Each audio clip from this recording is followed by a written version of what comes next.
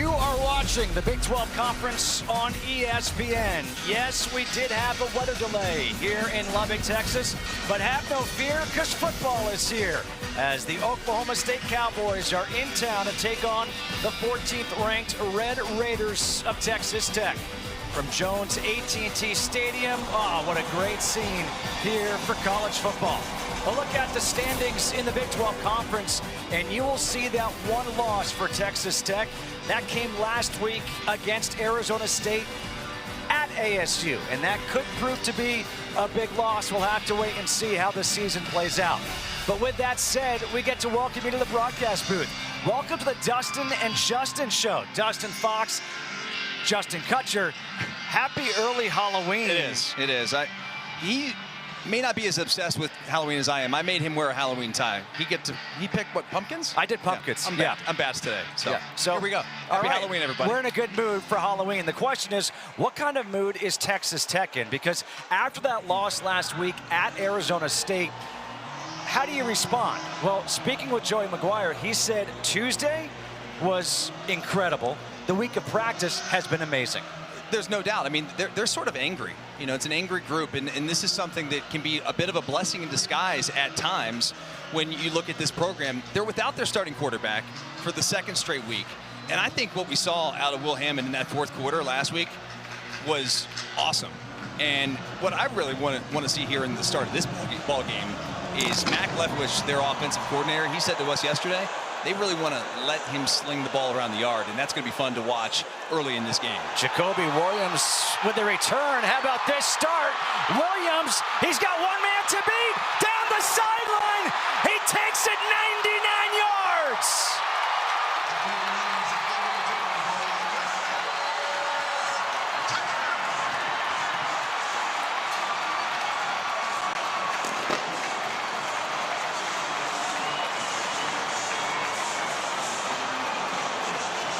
Jacoby Williams has been described by his coaches as explosive. I don't know if you get much more explosive than that to start a game. Well, we were chatting with the offensive staff yesterday. They were just saying how electric this young man is and how they need to get the ball in his hands more frequently. How about the first snap of the game? Not even a snap. The first kick of the game to the house. My goodness, what a start. Stone Harrington, the extra point is good. If this place wasn't rocking before, it is certainly rocking right now. Jacoby Williams. Wow. Before you could even blink, the Red Raiders are on the board. I mean, a missed tackle right around the 15-yard line, and the rest is history out the gate. Hello. Oklahoma State, we didn't even get to tell you this. They won the toss and deferred. I know hindsight's 2020, but maybe they're thinking, we should have accepted. There's nothing worse, I got to tell you, there's nothing worse than being on the opposition and they house the opening kickoff. It happened twice to me in my career. Once was in high school. We were playing a rival, and Mike Doss, who's a legend, played for Ohio State, played for the Colts, Super Bowl champion, returned it 90 yards, first play of the game, and we were done. Wow. It was just crazy. So we'll see if Oklahoma State can respond. That's going to be a tough task. This is an electric environment, and the Red Raiders are off to a red-hot start. Joey McGuire has to like that response right away by his team. Oklahoma 16. First kickoff Oklahoma return State 16, touchdown now we're in number for Red Raiders since 2023 when Dre McCray did it. And here on the kickoff, a fair catch is made at the 8 by Gavin Freeman. So this year has not gone the way that Oklahoma State would have hoped. Couple of things. One, they win their first game. They've lost their last 6. Their longtime coach, Mike Gundy, was fired. Doug Meacham has taken over as the interim head coach. You've got a guy in Sam Jackson V who began this season as a wide receiver. He is now playing quarterback after injuries to the first 2 quarterbacks. to be fair, it's not like this guy's never been a quarterback. Correct. He was recruited as a quarterback, coming out of high school as a high school quarterback, but really sort of understands that his future at the next level is probably as a slot wide receiver. His first pass is to the sideline of Texas Tech, incomplete. Was looking for Shamar Rigby, but they were not on the same page.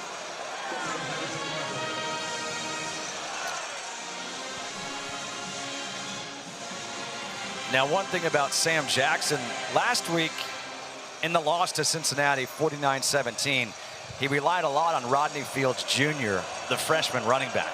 Fields not going to play most likely here in this game, so we're going to see a lot of Sesi Vaialahi. On second down, the pass to the far side is complete. That's Gavin Freeman. And Freeman will take it up to the 29-yard line as we take a look at today's impact players, brought to you by Freestyle Libre. And taking a look at both sides of the ball. The running back position, we just talked about it. Vaialahi is going to be the one who's probably going to get the bulk of the carries today. And David Bailey, defensively, he's all world. Will play at the next level. There's really no way to describe him other than that. I mean, he leads the nation in sacks. He's a disruptive player in the backfield. I'm not telling Texas Tech fans anything they don't already know. Here on 3rd and 6, they dump it off to Vaialahi. And he's going to be tackled just shy of that first down marker, a yard shy. Jacob Rodriguez, part of this fantastic linebacker core to make that tackle. And now a decision here for Oklahoma State. You're already down 7-0. It's 4th and 1.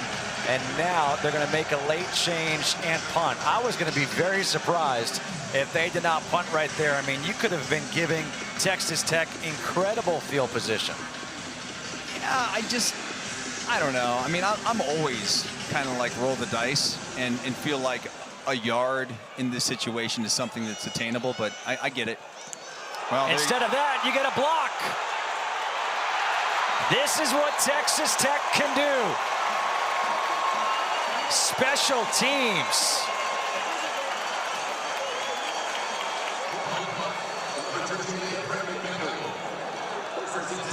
It's blocked by McDonald, and then I think it was Tillman, 18, I believe, who ends up catching the ball like it was a punt return, and so they get better field position than if Oklahoma State would have gone for that and not been successful on the attempt. So how about the special teams of the Red Raiders to start this game?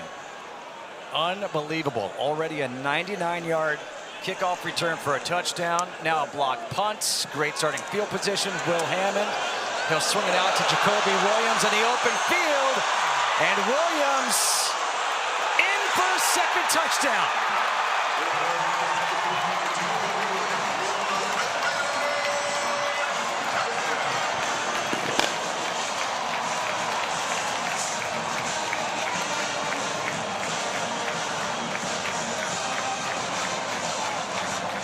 Did we mention in the open that the Red Raiders were a little angry this week in practice? Yeah.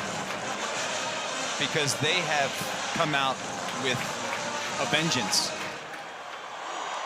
I think they're tired of, hitting each other's the same color jerseys in practice this week, and now an opportunity to take it out on the Cowboys of Oklahoma State. And Upton Bellafont, he misses the extra point. Correct me if I'm wrong. They say wreck 'em here? They do. Yeah, the Red Raiders are off to a wreck 'em type start. Jacoby Williams, a couple of touchdowns. It's 13-0. Texas Tech leading Oklahoma State.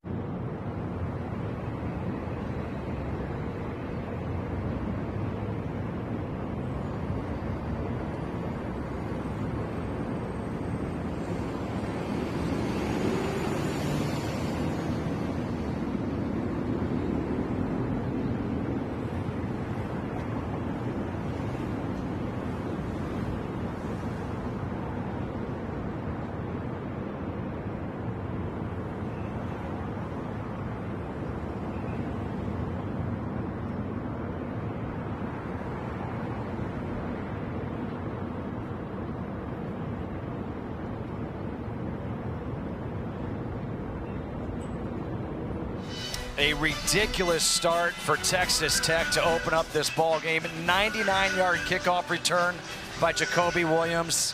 Special teams, a block punt on the first defensive possession.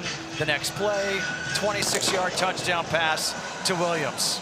Another fair catch is signaled and made by Gavin Freeman. The interim head coach is Doug Meacham. This guy who is coaching at his alma mater. He played on the offensive line while Mike Gundy was the quarterback. And that's not the only star that was on that team. No, they had a couple of guys. A couple of running backs, I think. I don't know. Thurman Thomas and some guy Barry. No, it was Larry. Oh, Barry Sanders. That's it. Yeah. Yeah, a couple of good ones, huh? Trailing 13-0, starting at the 25.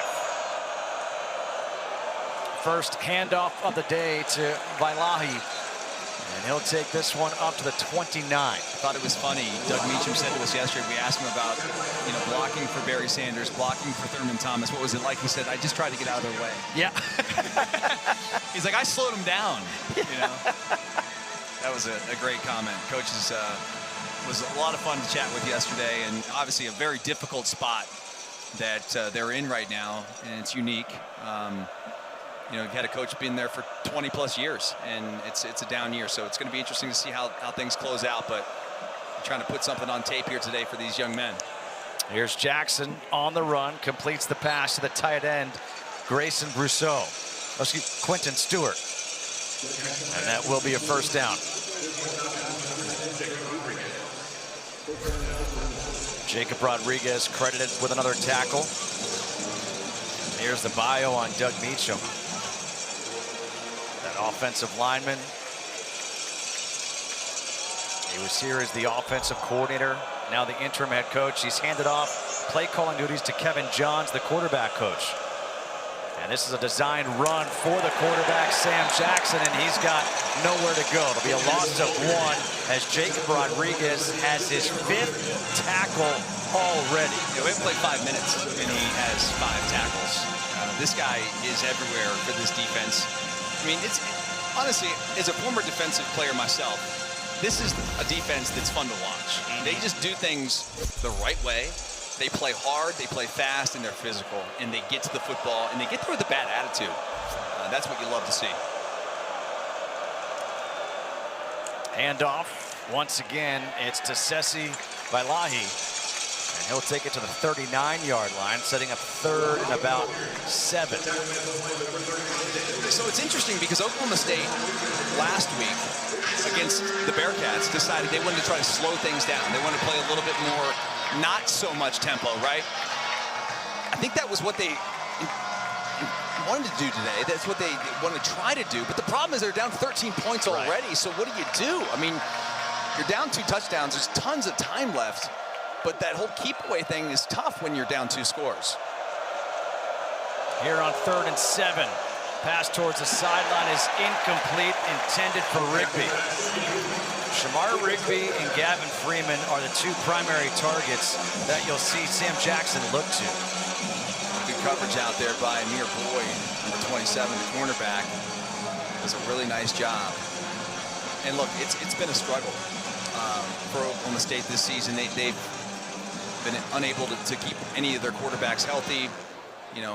Their leading receiver has just over 200 yards receiving on the season. So you're playing one of the best defenses in the country on the road. This is not going to be an easy task for the Cowboys. Aiken let it go, and he was lucky as that one bounces into the end zone for a touchback. But a fantastic start for Jacob Rodriguez and Texas Tech, 13-0 here in the first.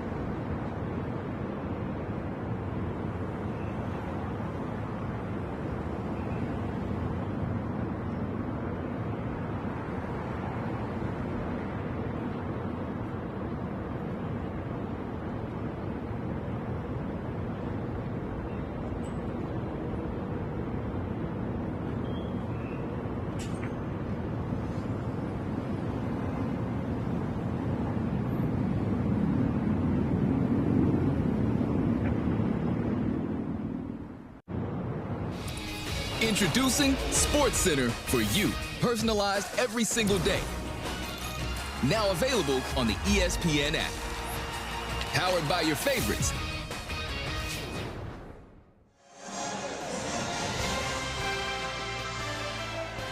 Don't forget, coming up at 7:30 Eastern on ABC and the all-new ESPN app, it's the final game of the tripleheader as number 20 LSU hosts number 3 Texas A&M in Death Valley. That should be a good one. Death Valley, an incredible atmosphere, especially at night.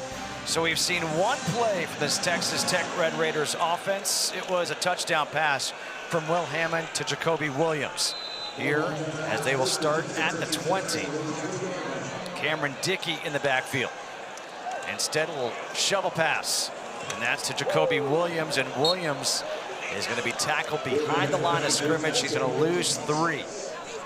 Nice job there by McDaniel, who ends up making that stop. But again, here comes the tempo of the Red Raiders offense. And as I sort of mentioned there in the open a little bit, I want to see if Hammond's going to air this thing out early in the ballgame, and he is. Here's the chance to air it out down the field, and it's incomplete. Looking for Caleb Douglas.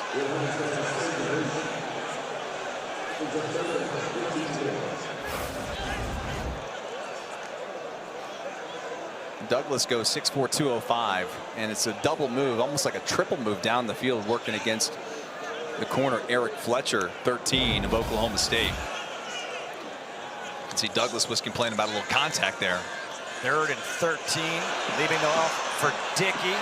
He'll break a tackle, and he's going to be shoved out of bounds at the 25-yard line. That'll bring on the punt team for this Texas Tech squad, as I would say their offense has been slowed down, but I mean, that was the first few plays we really saw from the offense. I mean, really kind of like the first possession of the game, you know, with the kickoff return, then the block punt. It's just one snap of offense. That was just the 4th snap of offense they've had thus far. So I would say it's a nice stop by the Oklahoma State defense, a defense that is near the bottom of the FBS in 3rd down defense overall. Gavin Freeman backpedaling back to his own 20-yard line. He is surrounded by red jerseys, able to break a few tackles and take it to the 28-yard line.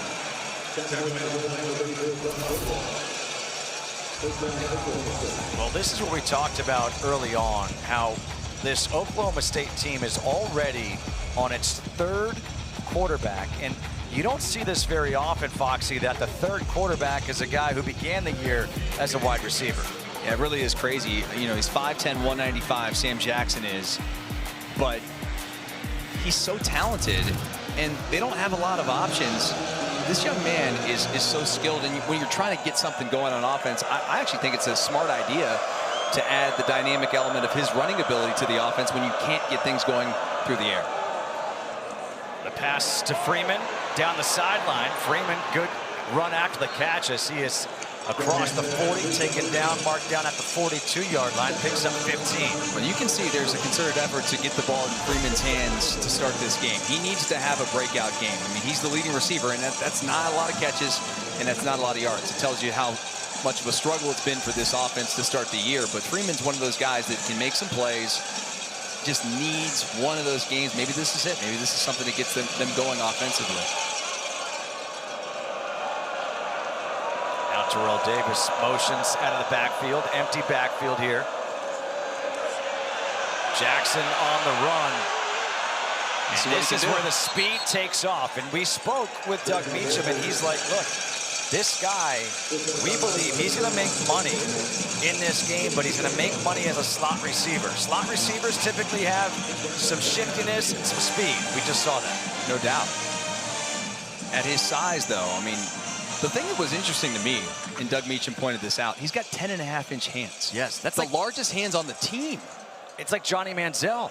Incredible. So obviously he can catch the football, but they say the way he throws the ball, he throws a very catchable football, nice tight spiral that comes out of his arm, or his hands rather, beautifully. Look at the way he holds the ball right there, just so free and easy. You think about a guy in basketball like a Michael Jordan, how he would pawn the ball, pump fake. That's what he's doing with the ball in his hands.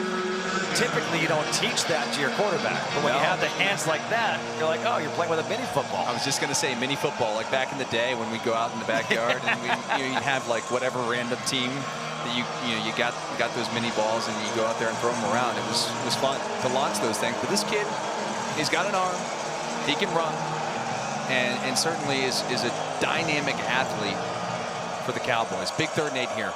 Trent Howland has come in, 6'2", 247 pounds in the backfield. Pressure coming. Jackson, he's got to get rid of it, and he's going to throw this one away. Pressure was coming once again. This time it was Jaden Cofield applying some pressure. You know, it's kind of crazy. Texas Tech has so many big defensive linemen. When I say big, I'm talking like, 6'3", 6'4", but in the 300-pound plus range. But these guys can move for big dudes. I mean, right there you saw Cofield, sprinting his butt off to try and make a play on the quarterback, the athletic quarterback, and nearly gets home for the sack. Wes Paul on to punt yet again. Coy Aiken. Fair catch. Has to dive forward. He muffs it. And it looks like Texas Tech has covered. They recover the muff punt, and they will take it at the 18. That's where this next series and drive will start for the Red Raiders.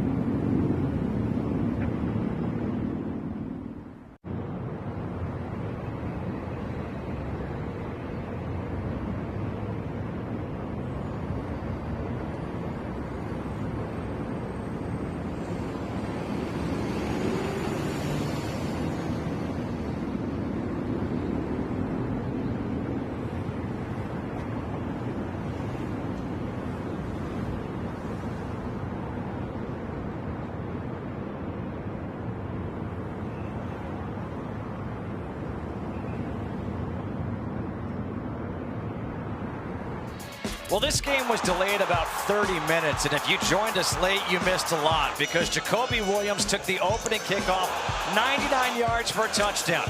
Then they had a block punt. The next play, how about Jacoby Williams taking the pass and going into the end zone?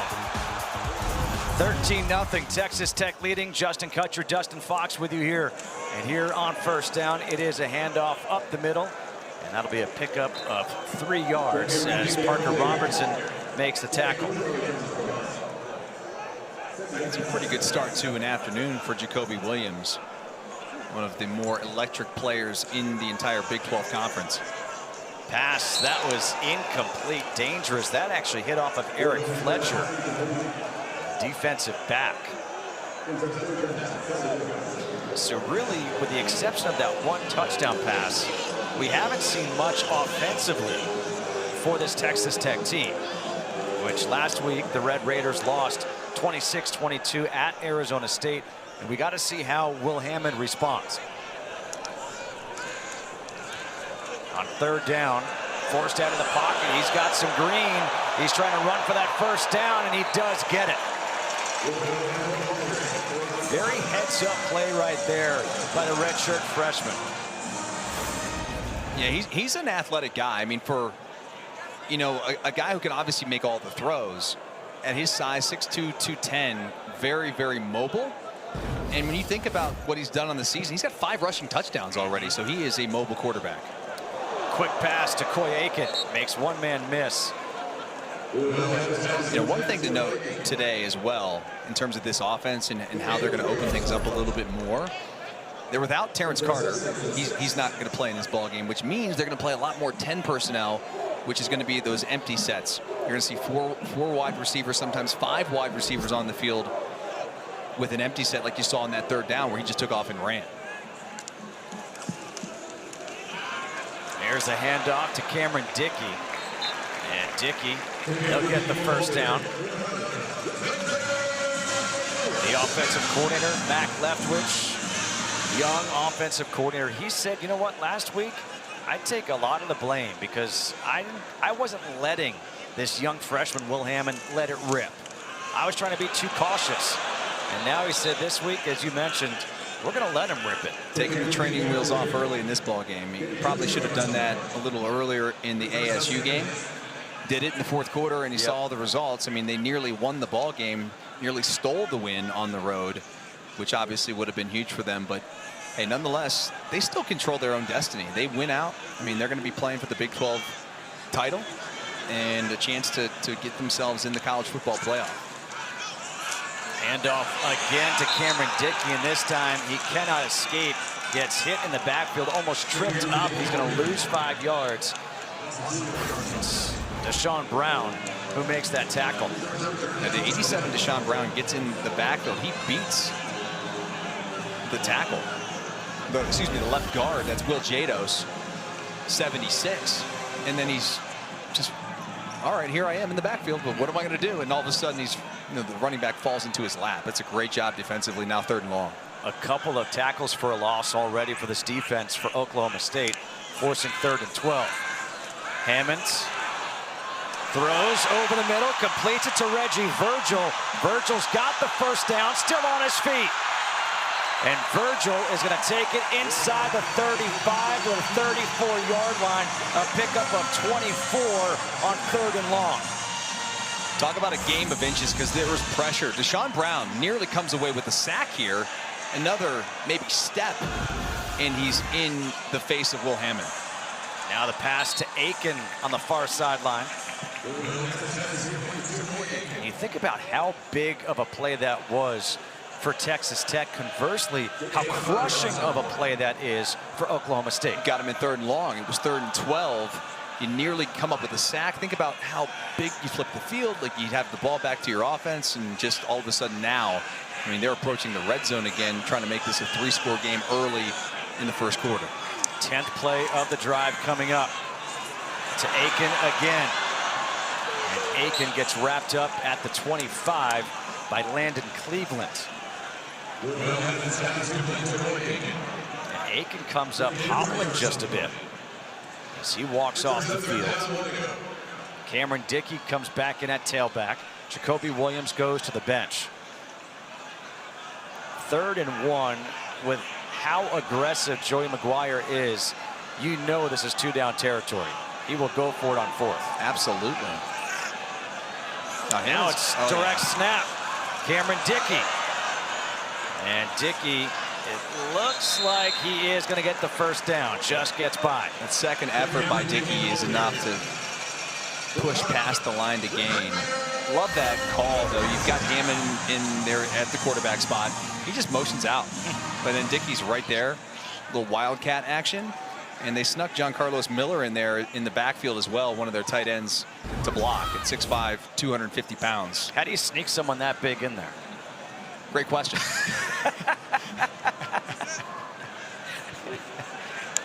Hammond in the shotgun, fakes the toss, now comes back to Aiken. Aiken, I love the trickery right there. But to your point, all these dudes are wearing single-digit jerseys now. It's hard to tell how big they are until you actually like stand next to them. But like Miller's wearing number 9, and Terrence Carter wears number 7. On the defensive side of the ball, Skylar Gill Howard, who's not playing, obviously, he wears number 0. So it's a trend. It's going to be 2nd and 2 right here. It's kept by Hammond, and we've got a flag as Hammond's going to go down and lose some yards. We'll also see what this flag is for. Wendell Gregory, sort of the star of this defense. He came up with a stop. The referee today is David Alvarez. This is the first flag of the game. Here we are with 1:46 to go in the first quarter. Love to see that. Don't jinx this, partner. Hey, I just said I love to see it. Face mask, defense, number 4, half inch to the goal, and automatic, first down. Well, it's going to be a face mask against Wendell Gregory. Personal foul, and so now you're going to go half the distance. And this is going to set up 1st and goal from the 7-yard line. Empty backfield set up right now for Hammond and Texas Tech. Motions back in as Dickey.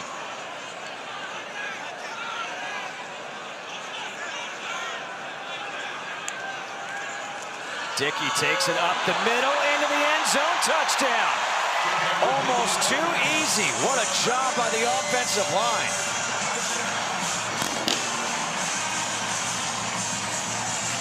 Nearly untouched all the way to the end zone. Now, did they keep the offense on the field and go for 2? It looks like they may, as they missed the PAT on that 2nd touchdown by Jacoby Williams, and we'll see a 2-point attempt. But look at this run. I mean, this is...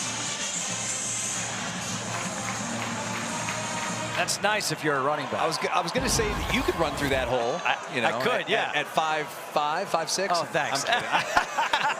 That's awfully generous of you. I'm kidding, partner. I've heard about your hoop game now.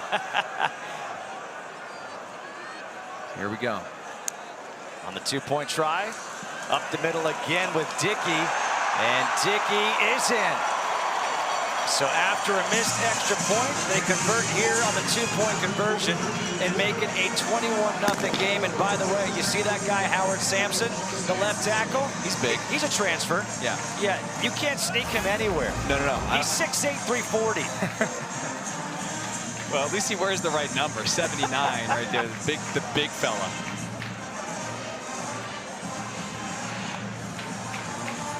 Well, as it's 21-0 here in Lubbock, time now for our Fansville College Football Update, brought to you by Dr. Pepper. Around the Big 12, what's happened so far today? Kansas State taking down their in-state rival, Kansas. Iowa State leading BYU. That's big. That's big for a variety of reasons, but BYU, they're ranked undefeated. number 11, they're undefeated. All of a sudden, that opens things up. You got BYU and Cincy both undefeated at the top of this conference, and you know, if Iowa State can hold on and knock off BYU, that makes things interesting. Obviously, it's a tough challenge for the rest of the season here for the Red Raiders, as they've got Kansas State, but then BYU to follow that game here in the middle of November 8th, in fact. But this is going to be a fight to the finish in the Big 12. It's wide open, I think. I mean, you've got some really good talented teams here at the top. Everyone thought that Texas Tech maybe could run the table. I don't think anyone's going to run the table in this conference. It's really hard to do that. And sometimes a loss is actually good for a team. It humbles you. You don't know how the team's going to respond. The fact that this team came out and responded in practice and then here to open this game the way they have, Joey McGuire's got to be loving it. As Trent Howland gets wrapped up at the line of scrimmage. Well, as long as they get to the Big 12 title game, you know, it really doesn't matter how you get there, because once you're in that ball game, you have a chance to win, go to playoffs, and you know, see what happens there. But you're right. The building was electric this week. They were angry. They were walking around, and there were some choice words maybe Coach said we wouldn't say on the air, how the guys were acting in a positive way. You know what I mean? Like they're turning a negative into a positive, and you've seen the response. I mean, how many? You know, sometimes you're playing a team like this, a 1-6 team. They fired their coach. Maybe you come out flat. Maybe you wouldn't have quite, you know, the level of intensity for a game quite like this. But these guys have come out today balling. Another handoff to Howland. A good run here as Howland takes it to the 31, picks up 6, sets up 3rd and 4 as this first quarter is going to wind on down. And at this rate, trailing 21-0. If you're Oklahoma State, you're going to let this first quarter come to an end and get to the second quarter. No reason to run a play here before this quarter expires. Maybe try to get a free first down.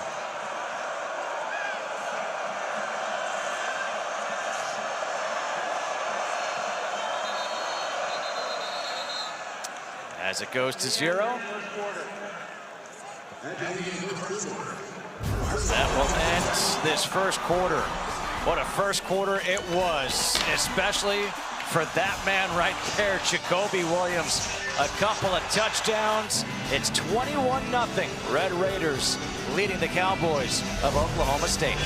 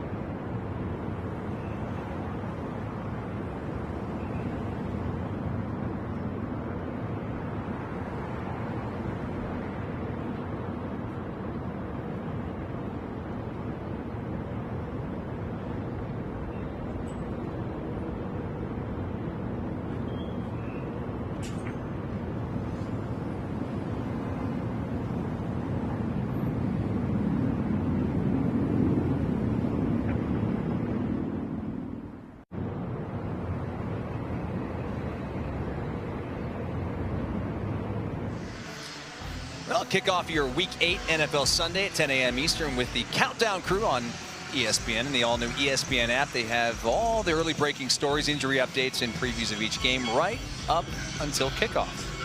That was Dustin, not Justin. That's all what you get with a part of the Dustin and Justin experience here. It's the Justin Crew.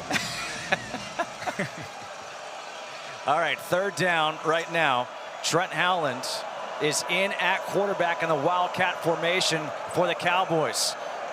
Up the middle, and he's got the first down. So that timeout between quarters allowed Kevin Johns, the play caller, to come up with that play, say, you know what, we're going to go Wildcat with our big running back. Again, big, 6'2", 247. Maybe they stole a little page out of what Texas Tech did on the previous drive when they put Dickey in as a Wildcat quarterback. Nonetheless, it picks up the first down for them, keeps the drive alive, and they've got to sustain some drives here and keep their defense off the field. Sam Jackson back in at quarterback. Handoff once again to Howland. And Howland, look at him go, that second effort. You can tell just looking at him, he is not an easy guy to bring down as he picks up 6 on first down. No, he's a big dude. And I'll tell you what, Brendan Jordan at the end of this run comes in and goes low, like to the thigh board area of Howland. You'll see he just knifes in here right at the end and still barely gets him on the ground. You know, he knifes in there like a missile, and it's still challenging to get him down. 2nd and 4. Pass to Freeman. And Freeman, he'll pick up a couple, maybe get 1. John Curry with a stop. I'm just watching 7 fly around out there right now. Brendan Jordan, safety, strong safety, who last week had a challenging game.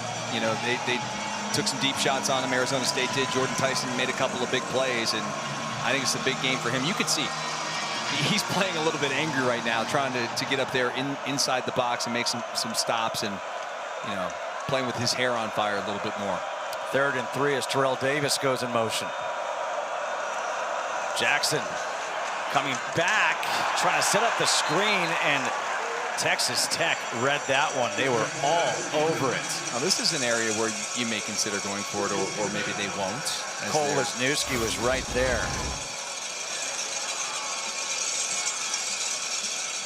How about that play by Wisniewski?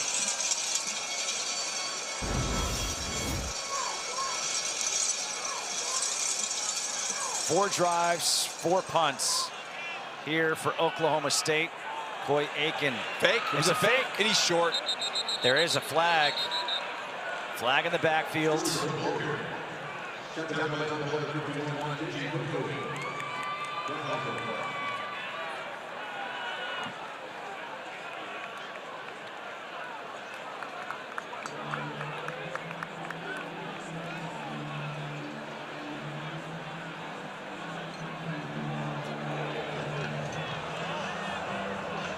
Well, obviously, if this is against Texas Tech, that's big. The protected back number 82 is inside the frame of the snapper. That's an illegal formation on the offense. That penalty is declined. The result of the play is a first down, Texas Tech. Wow. Timeout on the field. Well, it's been a field position battle solved by the special teams of Texas Tech to start this game. I mean, you've got block punt, stop the fake punt, and a house call on a kickoff return to start this game. It's 21-zip from Lubbock.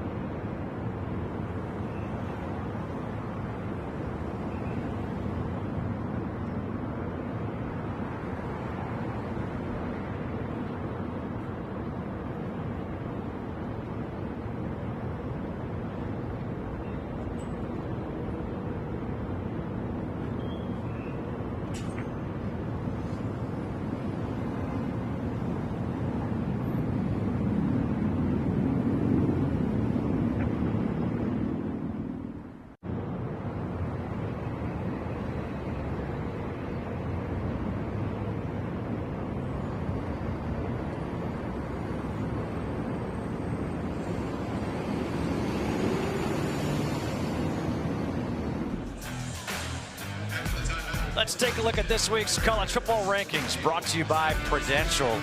Looking at the top 10 right here, and really the important win was Ole Miss going on the road after the loss last week and beating Oklahoma.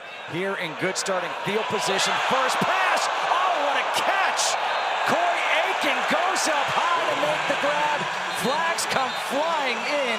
He hung on to the ball, and now we could potentially see targeting. I mean, we'll have to see the replay, but my initial thought was that's not a legal hit. All I know is Corey Aiken just showed a huge amount of toughness to go over the middle, leap up in the air, knowing you're going to take a hit, and then hanging on to make the grab. Oh, not only that, he gets up unfazed, points first down. It was a catch. Personal foul targeting defense number 8. The previous play is under review for targeting. No, that's Parker Robertson, the fifth-year senior, who is a big-time leader on this defense, and boy, they need to have him. You know, there's not too many guys on this defense that. I think it's gonna be fine. You think it's stand? You think it's? I think it's shoulder. reversed. Think it's shoulder. Yep. Let's take a look. I think it's shoulder to shoulder. Actually, it just looks worse in real time. Well, in real time, there's a launch, but his helmet's up. It doesn't. It's not helmet to helmet. It's not the head or neck area. But I'm done speculating on these because I've been wrong like 90% of the time. Well, so look, to me, I think it's not targeting, but we'll see. The replay official is Gerald Alston, and I think it's really easy when you see it in real time to say, oh my God, that's targeting. Yeah. The way he falls back. Then when you slow it down, and this is what I like, is that we now go to review these to make sure it is targeting, so that a player, if it's not, doesn't get ejected. Well, and they're getting them right. You know, we watch these videos every week with Steve Shaw, the head of officiating, and they're down. The numbers on targeting are way down over the last several years, and I think they're doing a much better job. You know, obviously they've replayed, they call down to the field. They're not calling a ton of these. So here's where there could be a discrepancy. The rule states this: a dangerous hit involving a launch, upward thrust, or severe strike. 15-yard penalty and disqualification with either forcible contact to the head or neck area of a defenseless opponent and any forcible hit of the crown. There wasn't forcible hit by the crown of the helmet. Was there forcible contact to the head and neck area? You know, after review, it is a completed catch, and there is no targeting in number 8. Good. Yeah. Right call. I think it's the right call. I agree. And the other thing is the other defender there, I believe it's Brian McCoy underneath, kind of takes the legs out from Aiken. And at that point, that's why he went down so fast. As the hit occurred, it was a bang-bang play that just looked so violent right there in real time. It goes for a 26-yard completion. And it's now a red zone opportunity as it's 1st and 10 from the 20, and number 20, Jacoby Williams, is in. Hammond taking the shot down the sideline towards the end zone, and Aiken nearly made a spectacular grab as Kenneth Harris was there on the coverage. Aiken reached over Harris and around his head to try to come down with that. Yeah, it seemed like the ball kind of tipped up in the air almost like forever, as this nearly could have been intercepted by Harris. Or even the other defender, LaDainian Fields, who comes over from his cornerback spot. Up the middle, watch out, Williams. Anytime he touches the ball now, your heart rate goes up. He gets to Parker Robertson, who was initially called for targeting, as the one to make that tackle. Well, maybe this is the breakout game for Jacoby Williams. Cameron Dickey had his against Kansas a few weeks back where he ran for 263. This could be the game, not just with, you know, his running ability, but his kickoff return, his all-purpose yards have been huge thus far. Empty backfield here on 3rd and 8. Hammond hits. He lost the ball. Yeah, he did. He lost it. Fumble recovered here by Oklahoma State.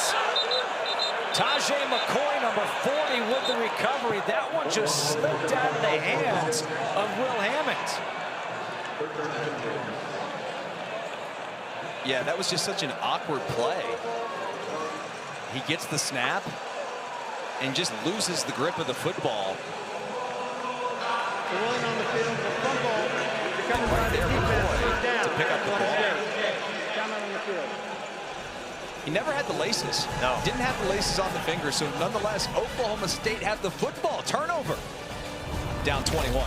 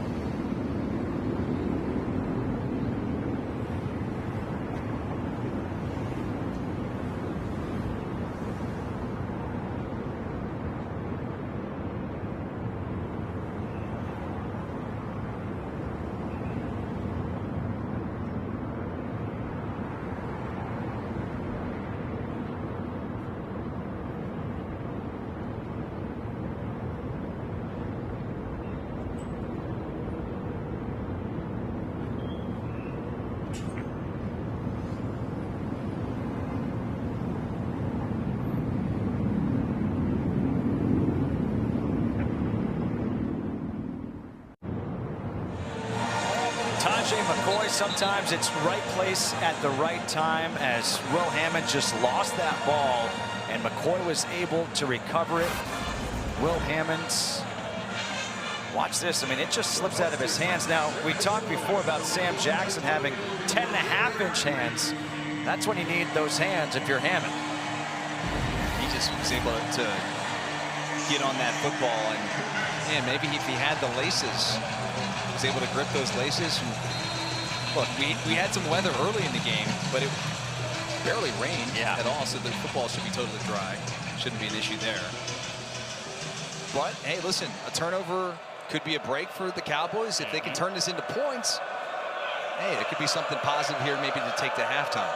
Best starting field position so far for the Cowboys. Jackson on the run.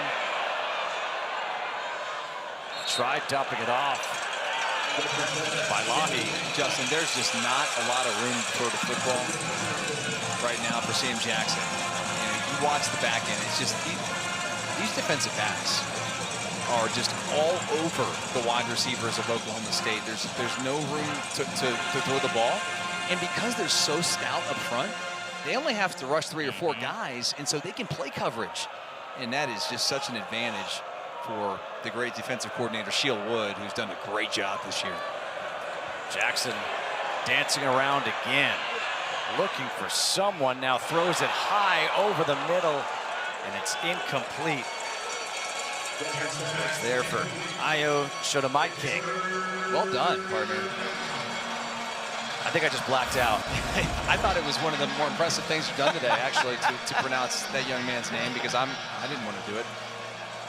Tries to go up and just get a paw on it, unable to come down with the ball. I just felt like Will Ferrell in Old School. What just happened? I don't know, but it was well done. 3rd and 10 for the Cowboys here now. We got to see if they can find a way to get a first down.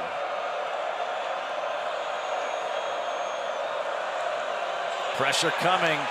Dumps off to Vailahi, and Vailahi will not get the first down. He's not going to get back to the line of scrimmage. He's going to lose a yard, and so that's going to force another punt.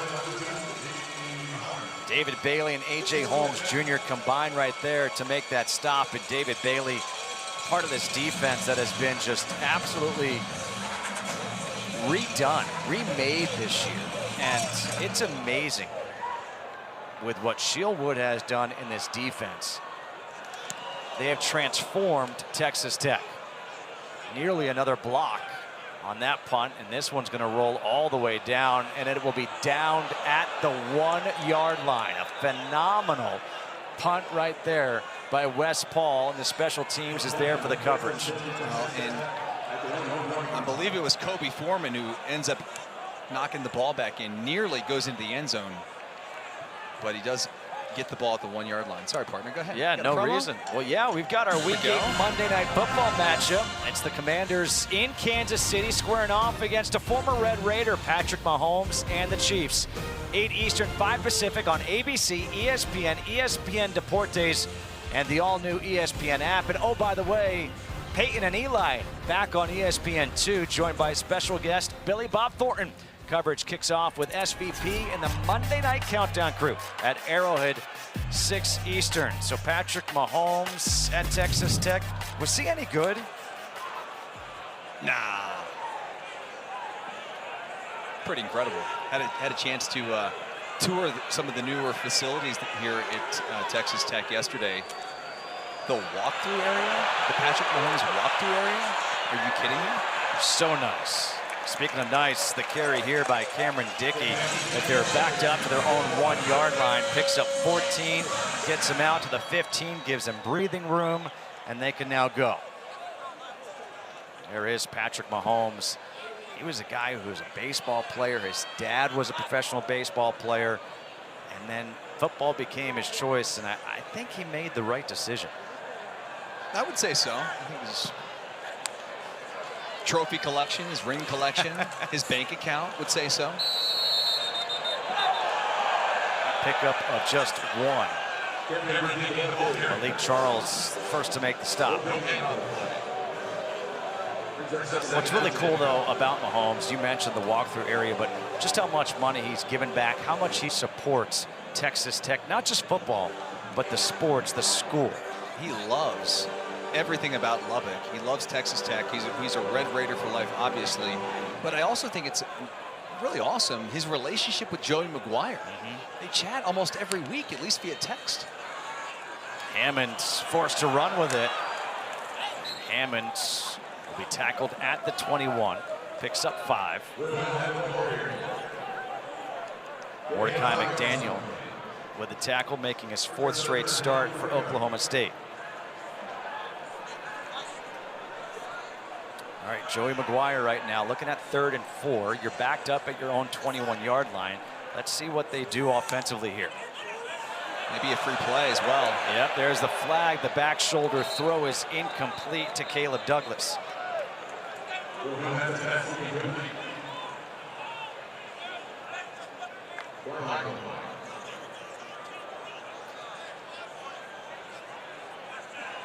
Offside. Defense, number 44. 5-yard penalty. The yard results in first down.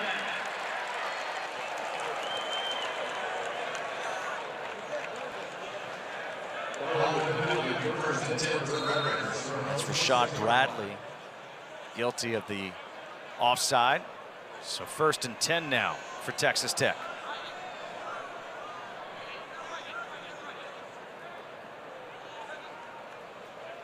Williams goes out in motion. And this pass is over the head of Coy Aiken to nobody. Just a little bit too much window dressing, I think, before the football was able to get off to the right side there. The pass was legal. Number 3 was in the area. Tried to fake it to Jacoby Williams, and then they come back to Douglas, and that was almost like a Mahomes no-look throw, just trying to get it out as fast as possible. The pressure was there by Oklahoma State. Just not enough time to do all that little trickeration. Especially with Brian McCoy applying the pressure. No doubt. Aiken now goes in motion. It'll be a handoff. Nice job by Williams to plant that left foot in the ground and get downhill. Trip White with the tackle.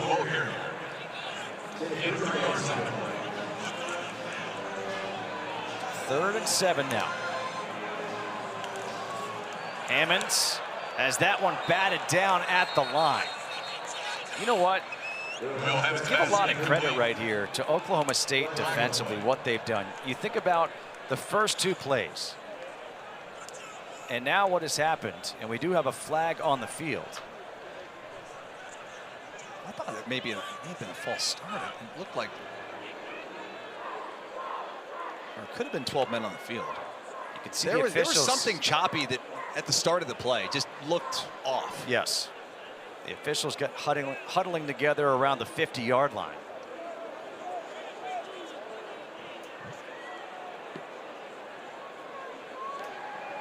Little substitution. Defense, 12 players on the field to snap, 5-yard penalty. Replay third down. Let's take a peek. See if we can count them up here. 1, 2, 3, 4, 5.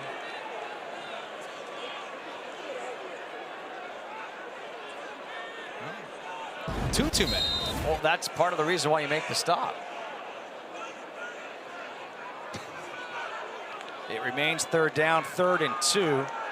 Trying to bounce it outside is Williams, and Williams will just get that first down. So now you think about a couple of different instances for this Oklahoma State defense. They gave up a 3rd and 12.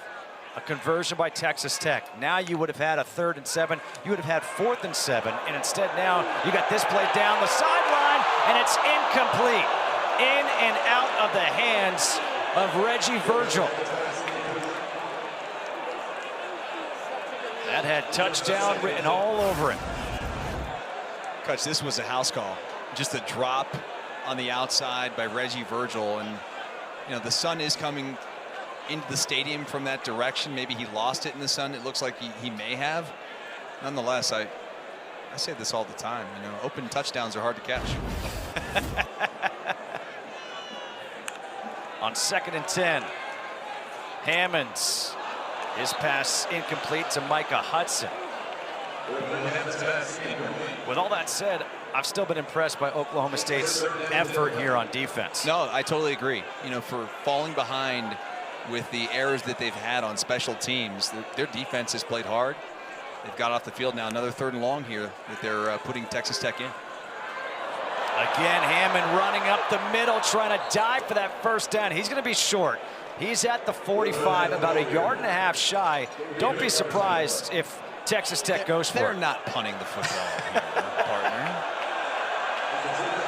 I mean, you can tell the crowd is already sensing it. They like, would no, we're going they for would it. be booing to the heavens if they brought the punt team on the field at 4th and 1 out near midfield. Come on. They've got Cameron Dickey in the backfield. They have to get really to about the 47-yard line here. It's about 1.5 yards. And now we're going to have a timeout taken by the Red Raiders, their first timeout this half. Texas Tech scored their first time out of the half.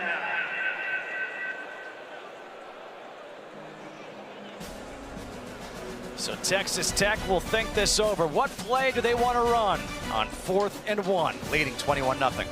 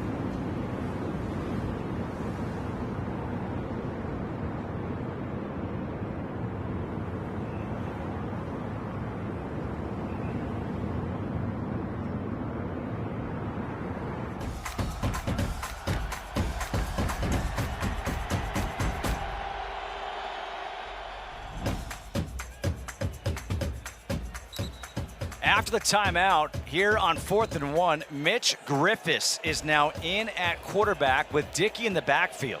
So Hammond is out.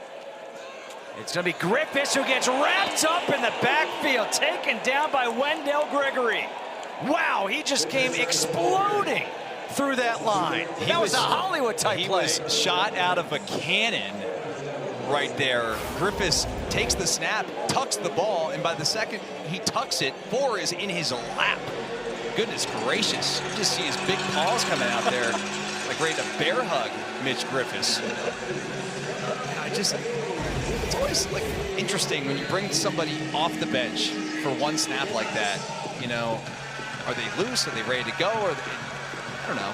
I think it's a tough spot you put the young man in, but nonetheless, great effort by the Cowboys. That's 4 TFLs today for Oklahoma State. Now starting in field position, actually in Texas Tech territory for the first time, as that pass is complete to Freeman at the 39, gets just 3. Brendan Jordan, the guy who actually wears the green dot on defense. Usually it's a linebacker, but here it's Jordan. Now handoff up the middle. Also kind of interesting, the tempo has picked up now for Oklahoma State. Remember they said early they would maybe slow it down. Well, they're down 3 scores. They've got great field position. Their defense has been playing, I think, excellent. I agree with you. For what we've seen this year. They're keeping them in the game. I would say there have been 3 plays that have determined the score right now, being 21-0. Obviously the first kickoff return for a touchdown. Yep. The next play from scrimmage. And then that 3rd and 12 conversion. No, their defense has been elite. Now some open field for Jackson. Jackson, can he get that first down marker? He will. Sam Jackson gets 6.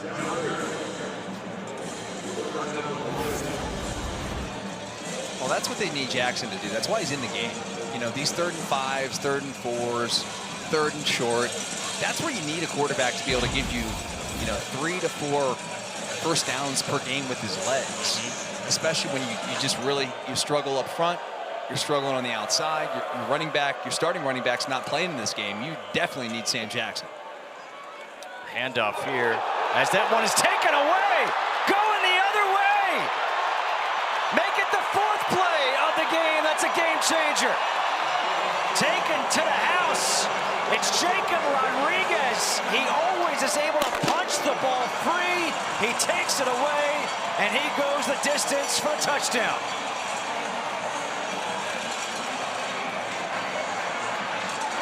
He went on field as the ball was stripped and returned for a touchdown.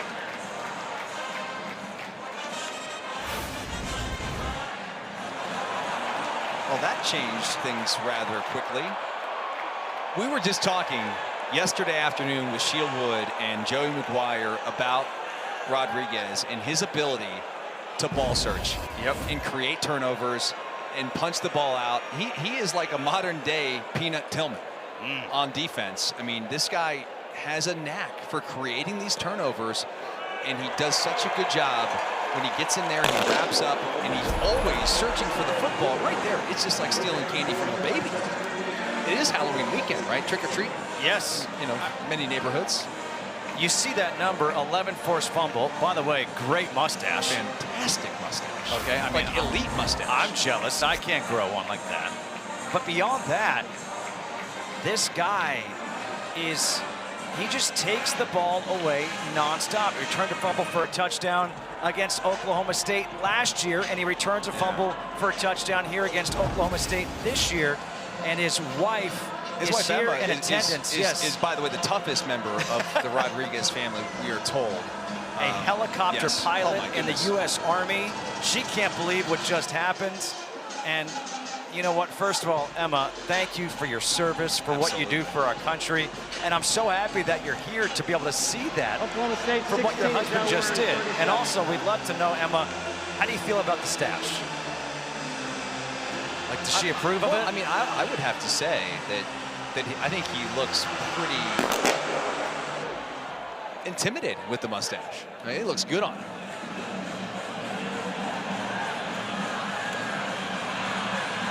Oklahoma State. It's Capel, Royal Capel, number 11, I believe, on that return. Emma still can't believe what's going on. She's in shock. How about this? I mean, you know, you think you're pretty good at football, right? You're a baller. And then your wife's like, hey, honey, sorry, I got to go just pilot this helicopter here for the military. If that doesn't put you in your place and humble you, I don't know what does. That's pretty cool. And you are right, man. Thank you, Emma, for your service. She's fired up, man. How can you not be? Going from their best starting field position to their worst starting field position. Jackson just can't find anyone. Now just throws it away. All right, so tell me this. Foxy, you played defense, you played corner. You're going up against these guys. Is it the corners that are doing such a great job defensively? Nowhere for Jackson to throw? Because he had all day back there. Well, the problem is it starts up front. You know, when Jackson takes the snap, he immediately has pressure in his face. He's moving right to left outside the pocket trying to find something. Like, he doesn't have time to sit back there and pat the ball. It's not pat and go back there. I mean, he's on the move.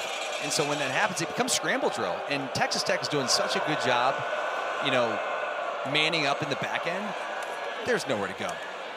This might be their option, and that's Trent Howland. We've seen Trent Howland a couple times just use that big, strong body to gain 7, 8, 9 yards. What he does right here. Well, and it may seem odd to say, well, they got to run the ball right now because you're down 4 scores. But partner, you can't just go 3 and out every drive, and next thing you know, it'll be 49-0. Like, they got to try to get something on the board here before halftime. It'd be a win if it could be 28-7 at half, I think. You got to think it's going to be a run, either Howland or Jackson. And Howland, he was the guy to get the ball, and he's going to get tackled for a loss. A.J. Holmes Jr. there with the tackle. Jaden Cofield helped him out. And guess what? It's a 3 and out. Shield Wood, who went to Wofford and Spartanburg, South Carolina. He was an offensive player. Here he is now. Great wide receiver at the FCS level. As an elite defensive coordinator. Fair catch signaled and made at the 39-yard line by Aiken.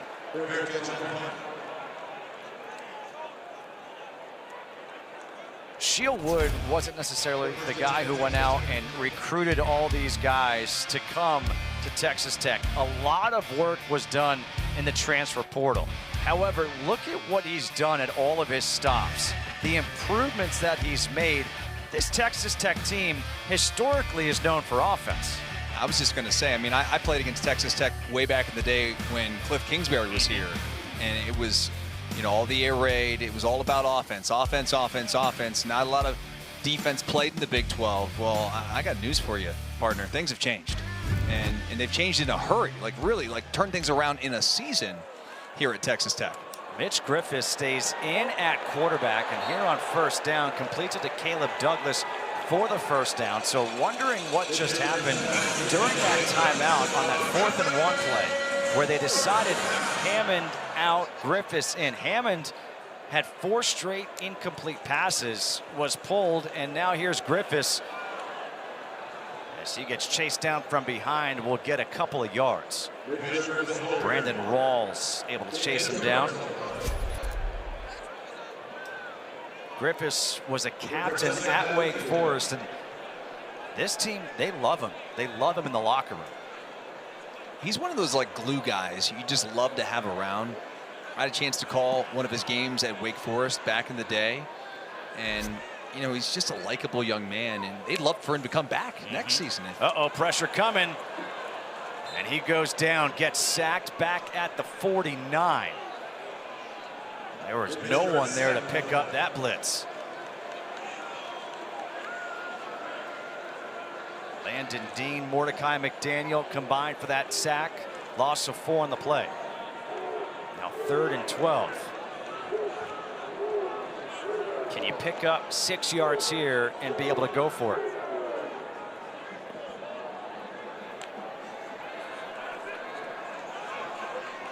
That pass incomplete for Jacoby Williams.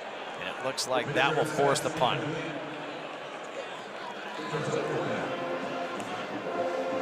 So Jake Burgess on to punt. Here with 2:27 to go. Oklahoma State will have their 3 timeouts and the 2-minute timeout. Gavin Freeman setting up at his own 6-yard line. And I hope he doesn't catch it there. I always thought the rule was the 10-yard line. Heels on the 10, and then guys end up, fair catching it at like the 5 or inside the 5. And what are we doing here? Well, he moves up from the 6 to make the fair catch. 28-0 though, that is the score as Texas Tech leads Oklahoma State. Hammond is right there.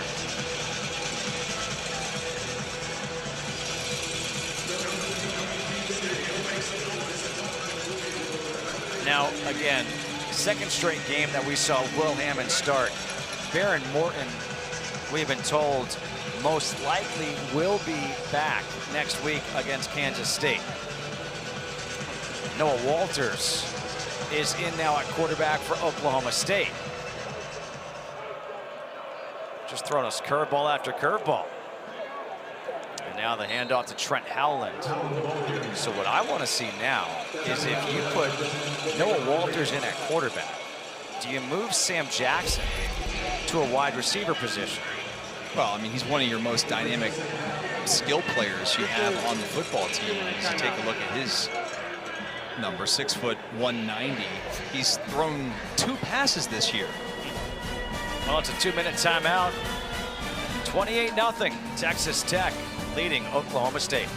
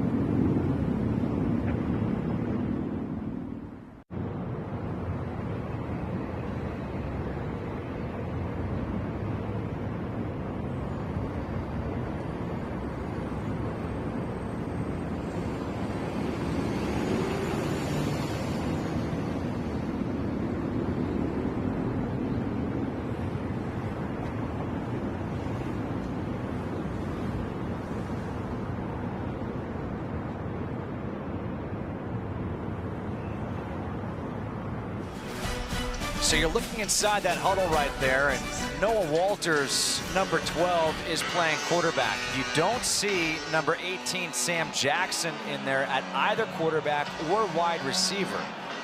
It's 2nd down and 8 with 2 minutes to go.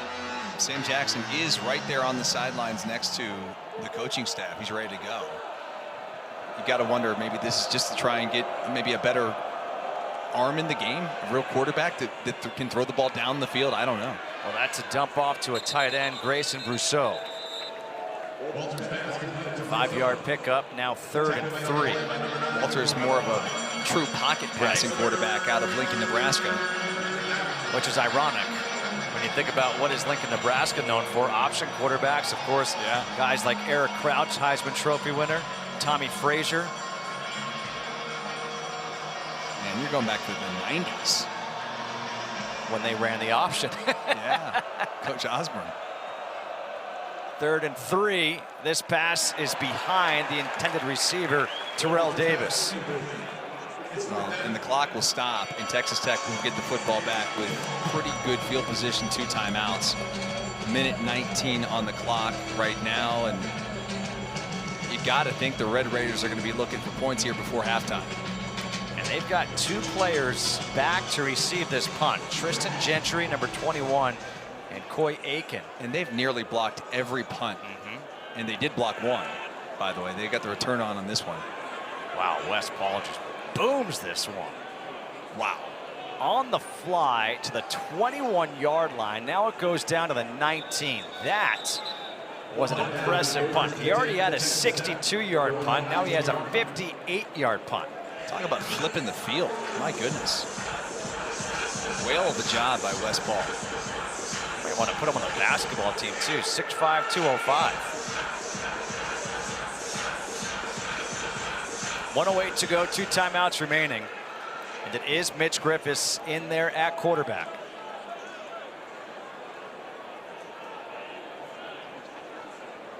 Came into this game 4 for 5 on the season in attempts, 1 for 2 so far here today. Griffiths rolling out to the right. Flag is thrown. The pass across the middle is caught by Caleb Douglas. But where that flag is, it's usually holding.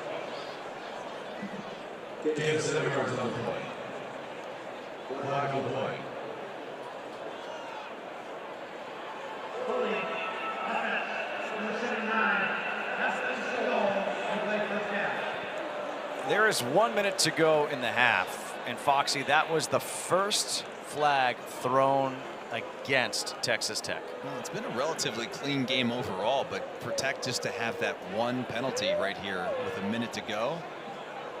Talking about discipline. They've done a really nice job thus far this afternoon.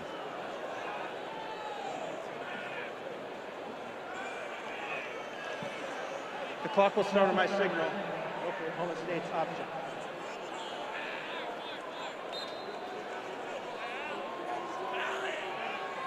Under a minute to play here in the first half. Dickey takes the handoff. He'll take it up to the 15, picks up 5. Now, will Oklahoma State consider using their timeouts here, depending on how aggressive Tech is on this play?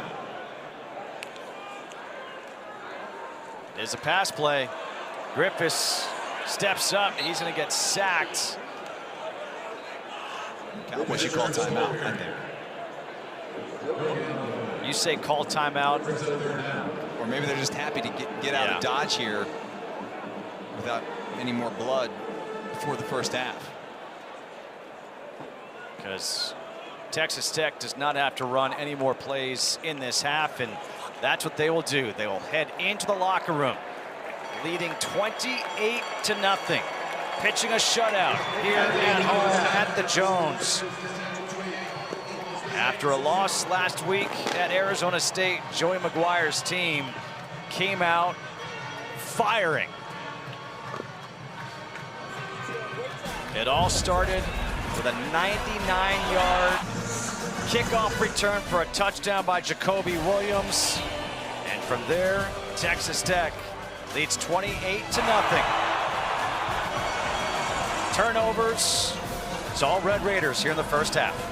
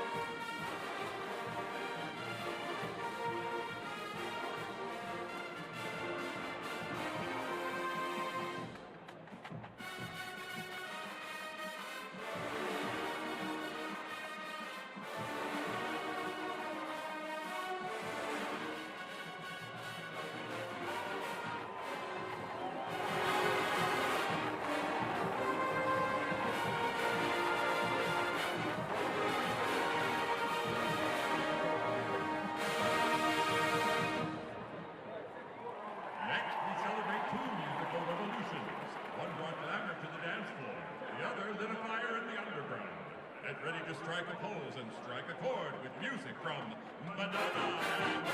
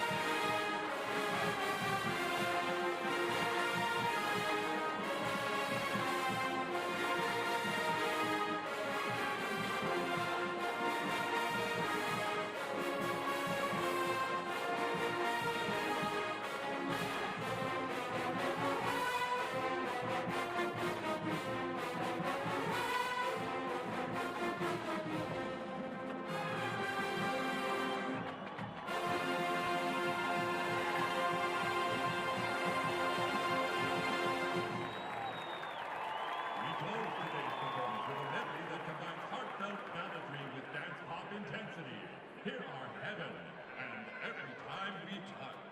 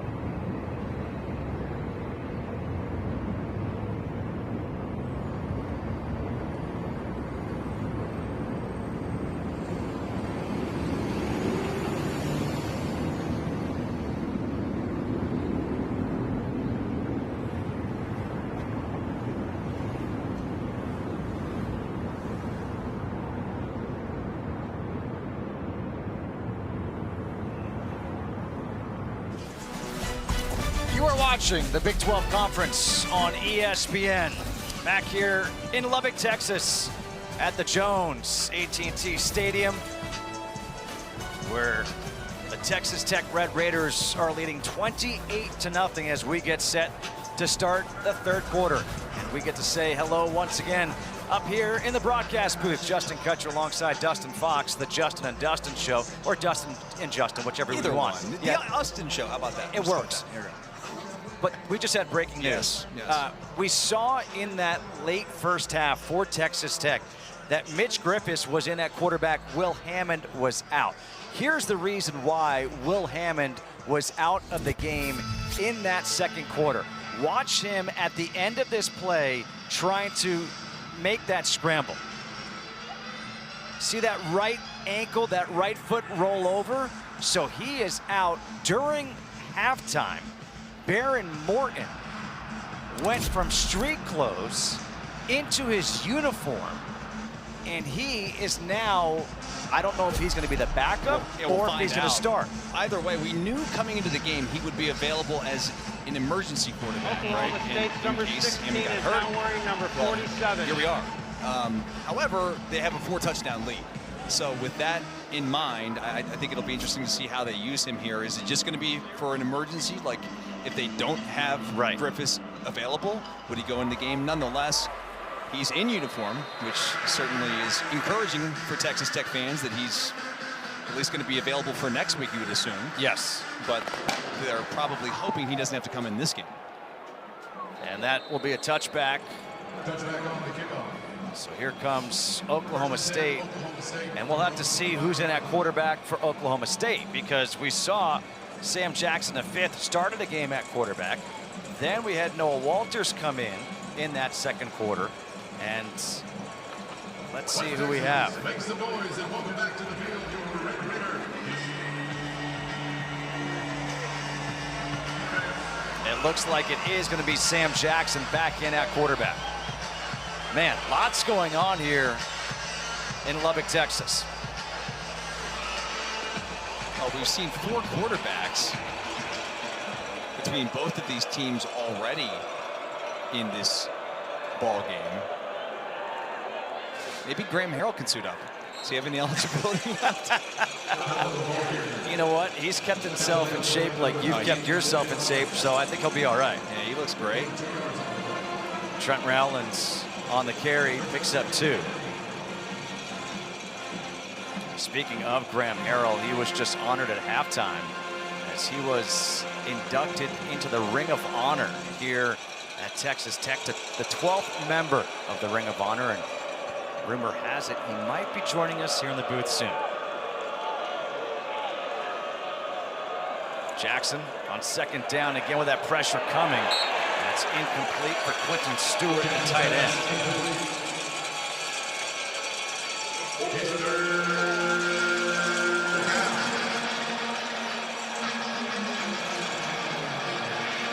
All right, 3rd and 8 right here.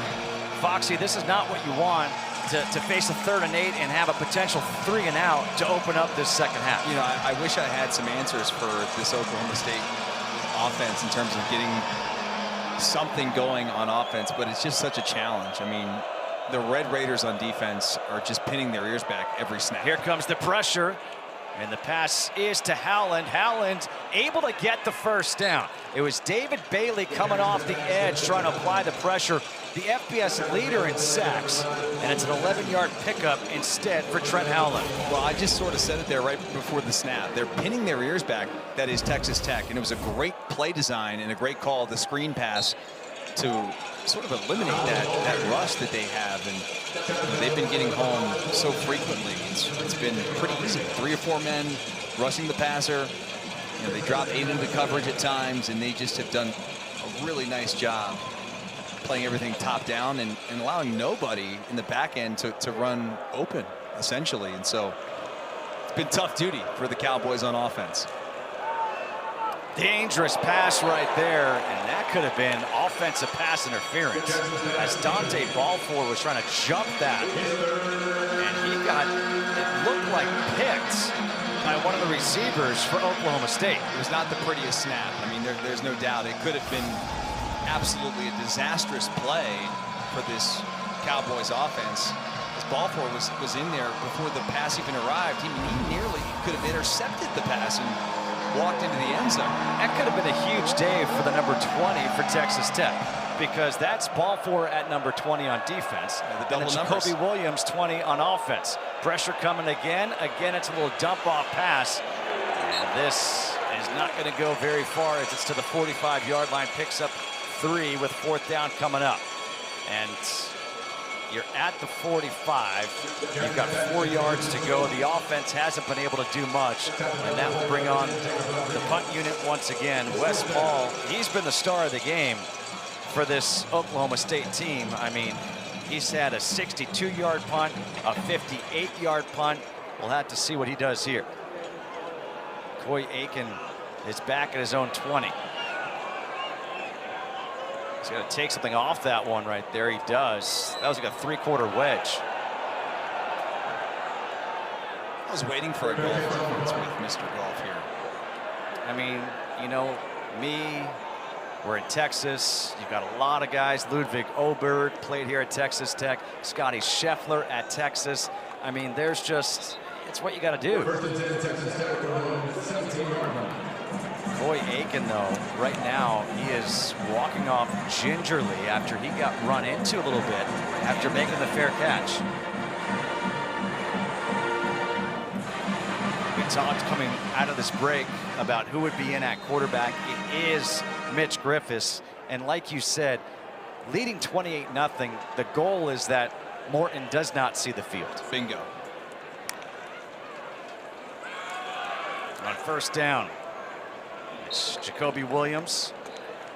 And really, with his 28-0 lead, you can try to run the ball, take time off the clock, shorten the game, and again, guarantee that you don't have to bring in Morton. Morton's there in case of emergency. Correct. I mean, they should not have to bring Morton in this ball game with the 28-0 lead. You know, as well as they're playing defensively. I mean, they're holding Oklahoma State to about 2.7 yards per play. I just can't see the Cowboys scoring Defense more than a touchdown or 2. Decline. Tops. Result of play is a 1st down. All right, so we just had another offside call here against Oklahoma State. The play, it was declined because the play went for a 1st down to Kelby Valson. From the 30. High pass incomplete for Caleb Douglas. That was Mitch Griffiths, kind of like not getting all the way around, dropping its sidearm. Just didn't quite have the feet set. Not the prettiest of passes. And, you know, you kind of said it. I would imagine that Texas Tech will just want to take the air out of this thing and run it as much as they can. Here's Griffiths. Oh, takes a hit, keeps on going. Griffiths met Parker Robertson.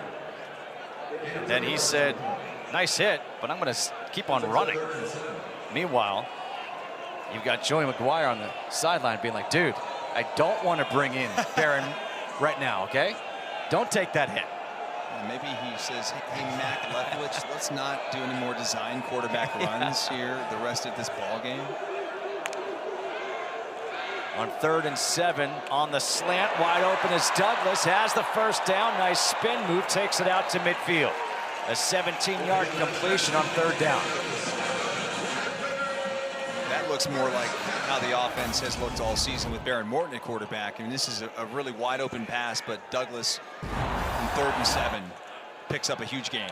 Again to Douglas, and he'll get a couple yards. That's a play right there that Patrick Mahomes kind of made famous as, you know, that middle infielder, get it and just turn and throw. I would know nothing about any of that. Never was a baseball guy. I was always For as great of an athlete as you are. I appreciate you saying that, partner, but I was never really played baseball, and I always had an admiration for guys who could do it and do it at such a high level. Lofted ball. Caught once again by Douglas. No, it comes free. Let's see. They say he caught it. and he was down. The ground forced it. So they're going to say that's a completed pass. That's what right now they're saying it looks like. Boy, it sure seemed like this was a fumble. We'll have to take a look. Did the ground cause it, or was it the hit? I mean, because he's got possession there. Knee down. Yeah, he's down. Yep. He's down. And now we're going to, obviously, this is the right thing. They're going to review it. Gerald Austin, the replay official, wants to take a second look. The previous play is under further review. If anything, the on field was a catch, I can't see it and being if the runner a was fumble. down. It could be maybe an incomplete pass. Right.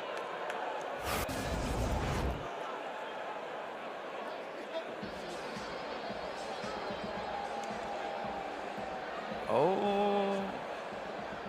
Wow. The previous angle looked like it was a catch. The knee was down, but watch where that ball starts coming free. Where's the knee? I'm going to say this one's going to be overturned.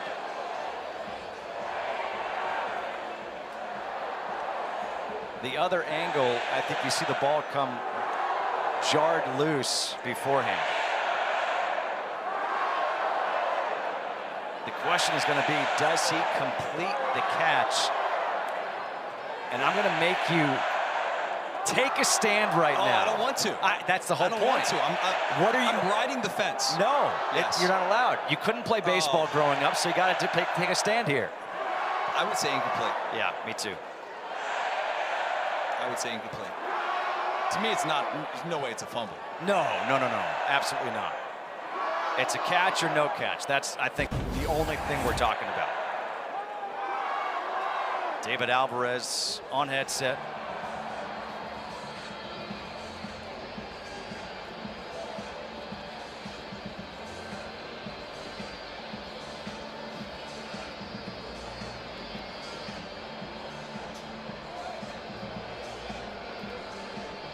If it stands, it was a 34-yard completion.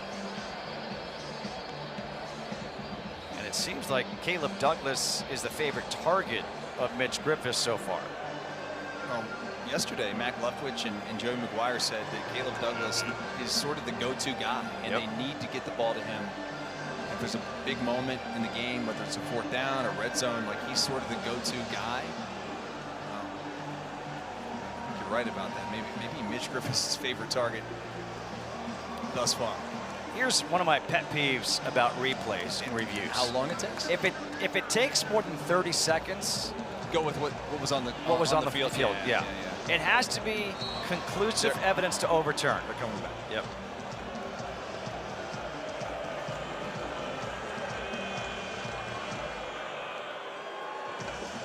So really what you then have to figure out is, well, the clock.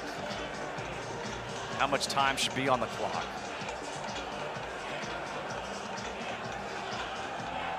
After further review, the receiver did not complete the process of the catch. It is an incomplete pass. It will be third down at the previous spot. Way to take a side. Way to take a stand. Man, I've just been wrong so many times that I'm just tired of embarrassing myself on national TV. Don't be afraid of failure. I'm sorry, partner. I don't let you down. You did not let me down there. All right, here we go. Big third down, though, for this Cowboys defense. You're on 3rd and long. We may have a free play. We do, taking the shot down the sideline, jump ball. This ball is intercepted. It's not going to matter, though. It's picked off by LaDainian Fields, and Fields racing down the sideline. It was a great effort, a nice run, but it's a free play, and it's going to stay Texas Tech ball. By the way, LaDainian Fields, the brother of Rodney Fields, who went off last week as the running back, but not available this week. And a really impressive athletic play. I mean, to tip the pass in the air, to catch it off of the deflection, and then turns into an offensive player. I mean, it's a great effort. It's not going to stand. Offside. Defense number 14. 5-yard penalty. Replay. Third down. Landon Cleveland, the guilty party for that offside, so that negates that interception in return. And it also means that LaDainian Fields is like, whew, I need a breather. I am exhausted. He's still acting like he's celebrating. Hey, listen, he still made a really great play. It doesn't go in the stats as an interception, but hey, listen, when he puts his head on the pillow tonight, he knows he made a baller play. Okay, all right. 3rd and 2 now. Nearly drew him off again. How hard is it to watch the football? Sorry, pet peeve. Again, taking the shot down the sideline. Touchdown, Caleb Douglas. 42 yards.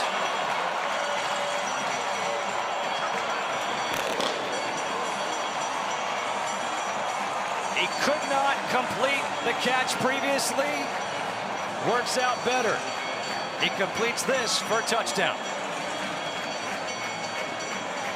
2nd of the season for Caleb Douglas. Same target, opposite side of the field, better result.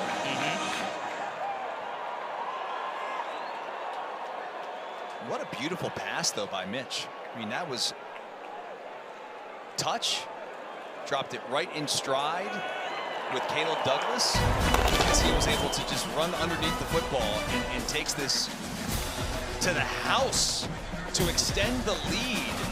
35-zip from Lubbock.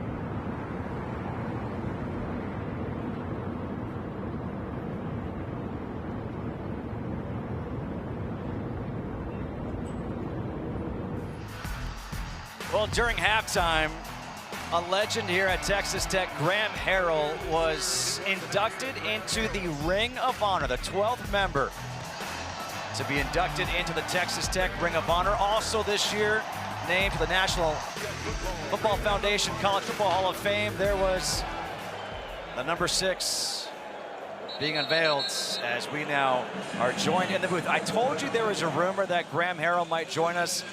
I don't like to spread rumors, so we have to back up our word, and here he is College Football Hall of Famer, and now Ring of Honor member. Congratulations, Graham. Thanks so much for joining us here. I sure appreciate it. I'm glad to be here. Congratulations on both awards. Just want to know, what is it like when they drop the curtain and there's your number and name?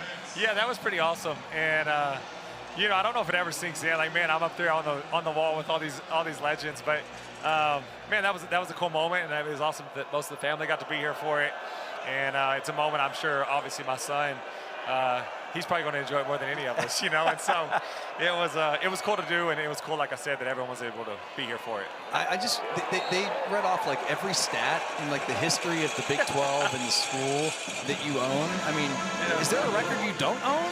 My goodness, man. I'm not sure, you know. I obviously had the benefit of playing for Coach Leach, right. and in order to set records, you got to be willing to throw it. And Coach Leach obviously was willing to throw it, and so he deserves a big part, a giant piece of the credit for what I did. But man, those were fun years. It was a great time to play in the Big 12. The Big 12 was an awesome league at the time. Yeah. And man, we just had a fun team and the right group of guys that were able to have a special season right there at the end. So man, it was a good time. I think it's really cool that today, as it looks like we got a fumble. Texas Tech looks like they got it. Yes. Another takeaway. And the Red Raiders are balling out here today, but you are honored on this day, and you mentioned Coach Leach. He was honored by the Bear Bryant Foundation for the Heart of the Champion Award, and the fact that both you guys on the same day get honored, you have to tell me. I got a chance to call some games with Coach Leach. I got a chance to talk with him. What was it like to play for him? There's never a dull moment playing for him.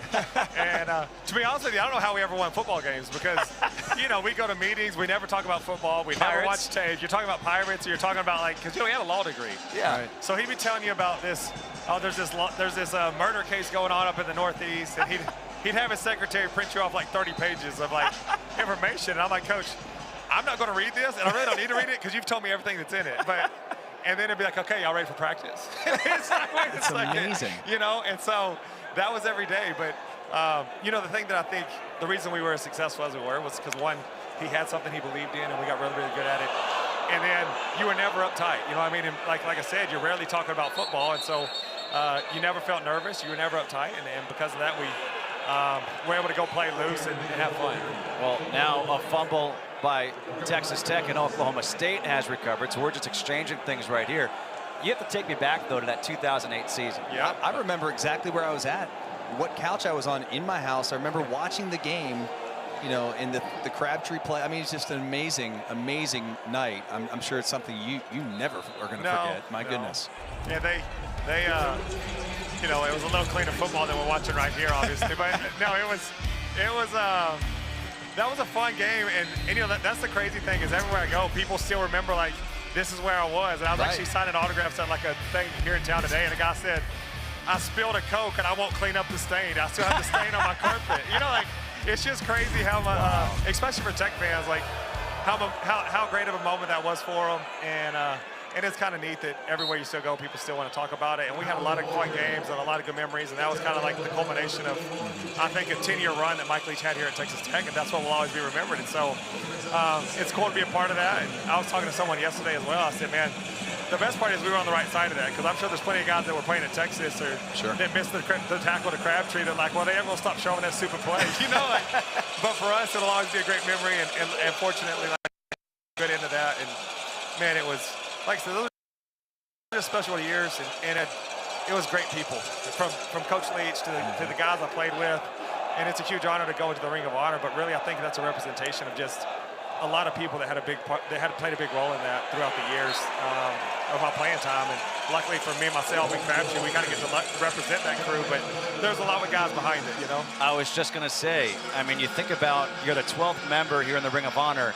2 of those guys are from that class, you and Crabtree. So what does it mean now to join, you know, him in that Ring of Honor? Has he reached out to you? Oh yeah. What do you say? Crab's the best, you know, and he's a special breed. But he, you know, and Crab's the type of dude, he'll text you something, then he'll respond, then you get no response. And I'm like, oh, you were the one that texted me, Crab. But no, he, you know, he just said congrats, and he always, every time he talks to me, he's always, his message is always, you'll always be my quarterback. You know what I mean? I'm like, man, I appreciate that. But he's a great guy. And like I said, I wouldn't be here if it weren't for a whole lot of guys that were part of those teams, but especially Crabtree. Like, when you had a security blanket like him, it made playing quarterback a whole lot easier. And he got me out of a lot of trouble because I could throw a ball and sometimes throw a bad ball, and he usually make it right. So I couldn't be more appreciative for him and all those guys. That was just a fun group of guys. I was a little before you. I played at Ohio State against Cliff Kingsbury, another great quarterback here at Texas Tech.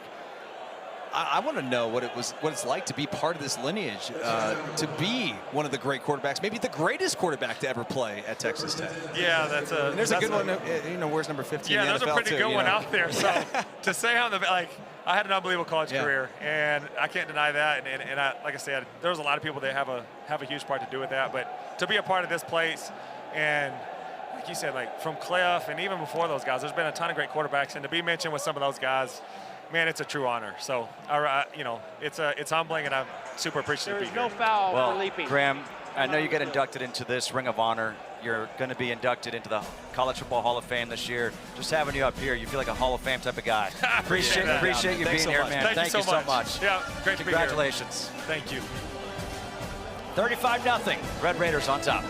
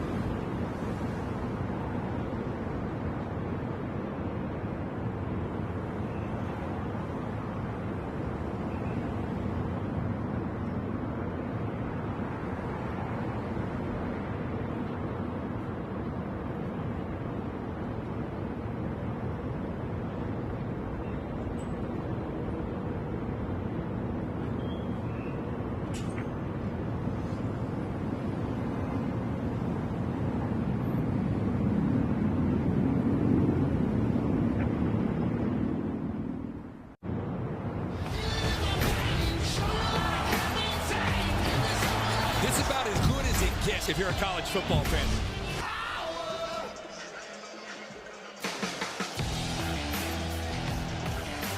That is a great matchup coming up in the SEC. We are here in the Big 12. After a couple of turnovers, back and forth we go. Texas Tech has the ball at their own 20-yard line. And again, special thanks to Graham Harrell for joining us up here in the booth on a special day for him. A special night for he and his family. What a great guy. Well, you said it. I mean, Hall of Fame player, Hall of Fame guy. Yeah. I mean, what a great guy. I talked to him a little off the air, too. I mean, just a phenomenal human being. And what a great moment, too, to have his son here, to see the unveiling of the name on the Ring of Honor. It's just so special. Yeah, just really, really cool. And again, how it all tied together with his coach, Mike Leach, being honored as well, and what he just said. I mean, if we had more time, I was going to wait and ask, what's the best Mike Leach story? Well, there's probably like 500 Mike Leach stories that he could tell, you know, goodness gracious. That doesn't surprise me, though. He's printing off, like, court cases. These, like, cold cases. I mean, that's just amazing. I can tell you, having done, I was lucky enough to call probably 3 or 4 games with Mike Leach on the sideline and just talking to him, and all of a sudden, we mentioned the Pirate. there were no other questions asked regarding football. He would just talk about Pirates for 45 minutes. I was going to ask Graham, you know, because the legendary interview Alyssa Lang did with him about the Halloween candy. Okay. Well, there's a million of them, I guess. Yeah. But I mean, the Halloween candy stands out to me because I love Halloween. I was going to say, what's your favorite? You know, it's trick or treat tomorrow, but nonetheless. Another nice pass and catch to Caleb Douglas for the first down.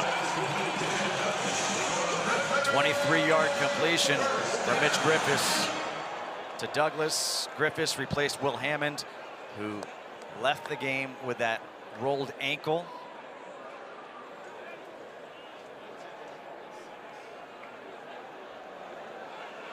.552 to go here in the third. And that ball complete to Jacoby Williams. Makes the guy miss down the sideline.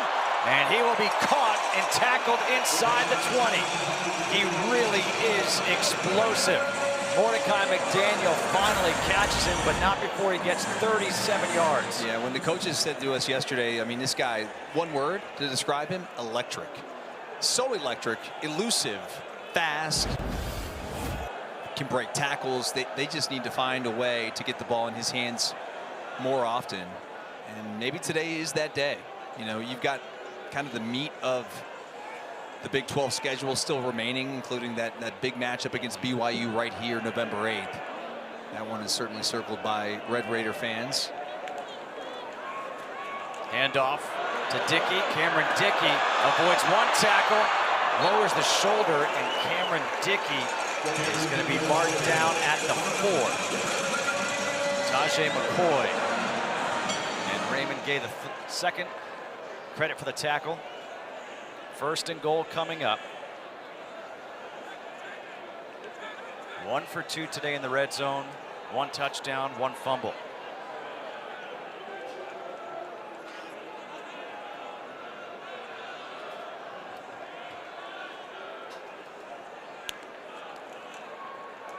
Handoff.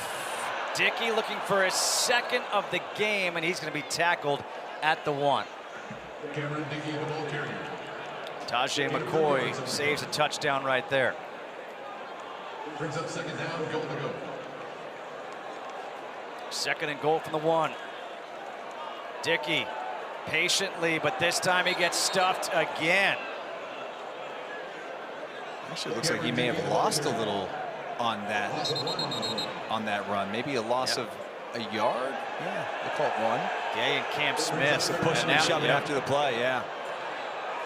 And wow, how about that? Griffiths was trying to get his offensive line to say, hey, back away. And Jacob Ponton just actually shoved his own quarterback. Yeah, that was interesting. I don't know if I've ever seen that. Usually it's the offensive lineman shoving everybody away from their quarterback. Now 3rd and goal to try to run behind the big Howard Sampson.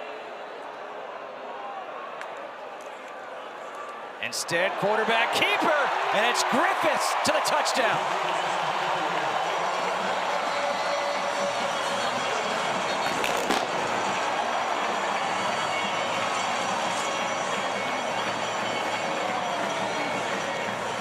With 3:17 to go here in this 3rd quarter, it's a 41-0 Texas Tech lead.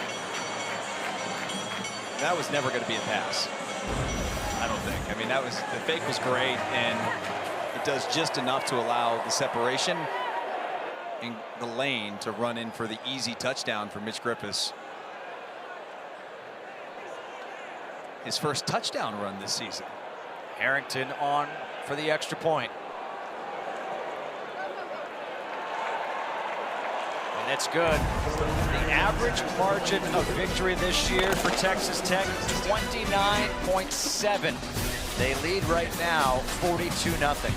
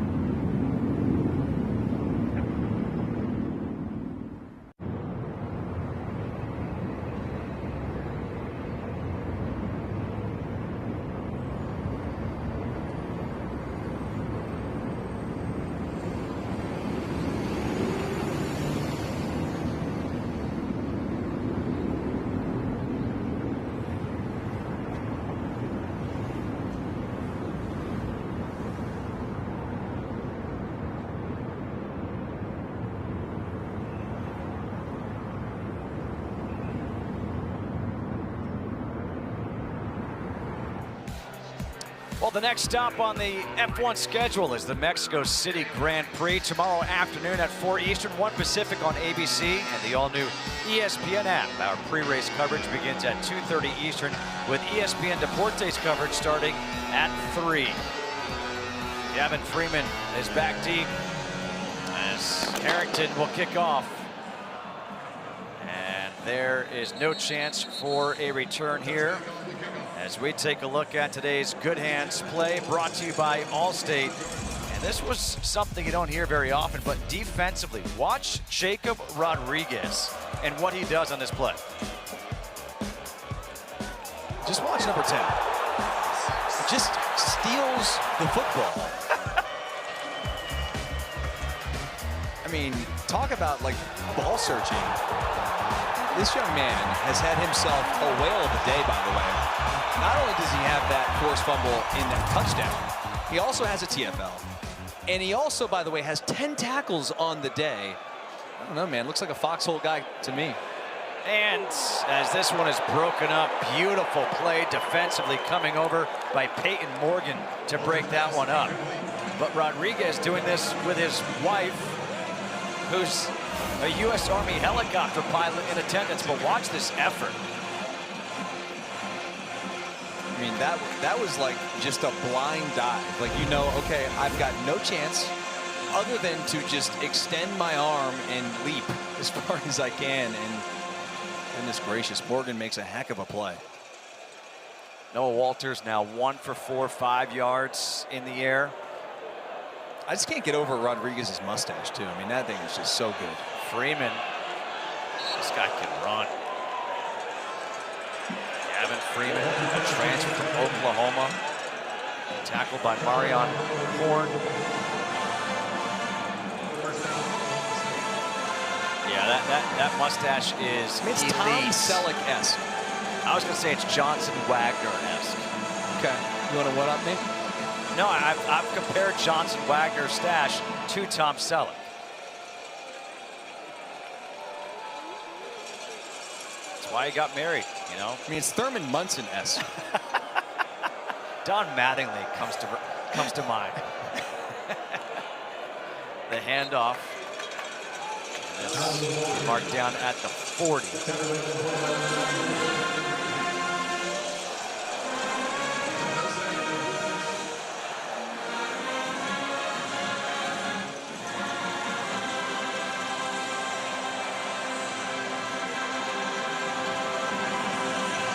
We're approaching 2 minutes here in the third quarter. It's weird how things kind of work out sometimes, but the injury to Hammond opened the door for Griffiths. Griffiths has come in and they've been moving the ball much more effectively and efficiently offensively. Nowhere here for Walters to go. Braylon Rigsby with a stop. But also, look, I know nobody watching, no Texas Tech Red Raider fan wanted to see the team lose last week. But sometimes it's good to be humbled. And to come back with this response, and again, you mentioned that upcoming schedule that they have, where they're at K-State next week, then against BYU, UCF, a bye, and then finishing up at West Virginia. Can they run the table? Can they get themselves in that Big 12 championship game? Nice pass again to Freeman. Freeman's got the first down across midfield to the 46-yard line. It's a 13-yard completion. Walters, he looks good throwing the ball.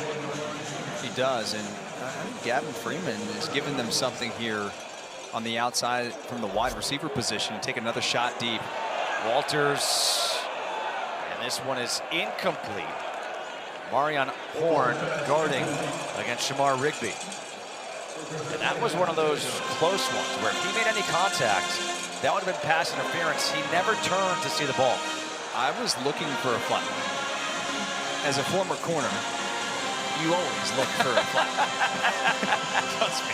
You have whiplash? Trust me. Some scar tissue in there. Never start to celebrate until you make sure that there are no flags in the vicinity.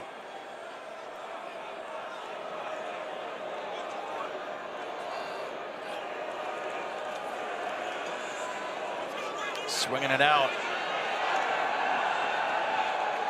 was Caleb Hicks. The pass was actually a lateral, so they're going to say it's a carry, a run of 1 yard.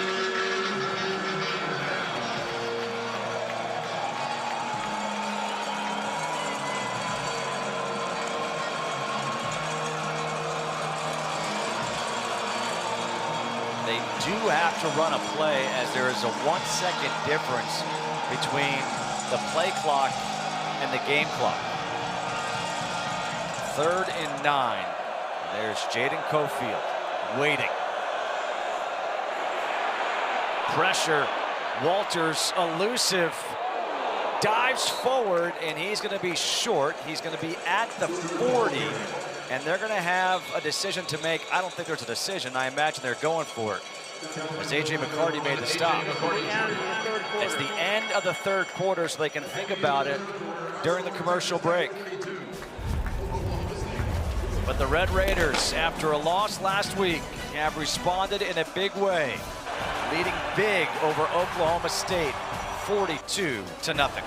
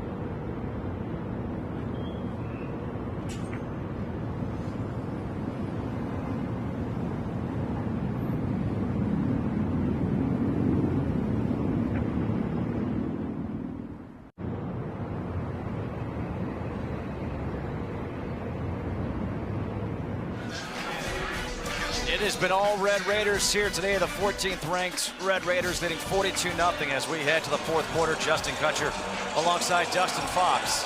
And now you're on 4th down, Oklahoma State going for it, obviously trailing by 42. They have to. 4th and 3. Oh, nice fake pitch. But Walters is going to be tackled short of the first down marker. It's Bryce Ramirez who makes the step, one of those linebackers. It was such a good fake. Bryce right as he goes to fake the pitch, I'm like, goodness, he's got a huge lane. It closed in a hurry by that Texas Tech defense, suffocating defense. And by the way, now they're playing with a lot of their backups in the game. It doesn't matter. They're still getting after it and getting off the field. A huge stop by the Red Raiders defense. Texas Tech's 49 is now wearing number 65. And just such a great job of what we've seen from Shieldwood in his defense, pitching a shutout here.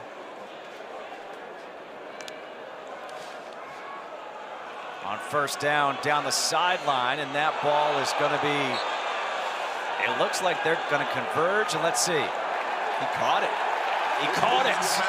Micah Hudson with the catch, somehow able to stay inbounds for a 24-yard pickup. Let me see this again, please. And he may have gotten away with a push-off. He did get away with a little push-off there on the corner, number 13, Eric Fletcher. And they run this play before anything can happen. Adam Hill in at tailback for the first time today. Again, you mentioned on defense, some of the backups playing now here on offense. Some of the guys getting a chance.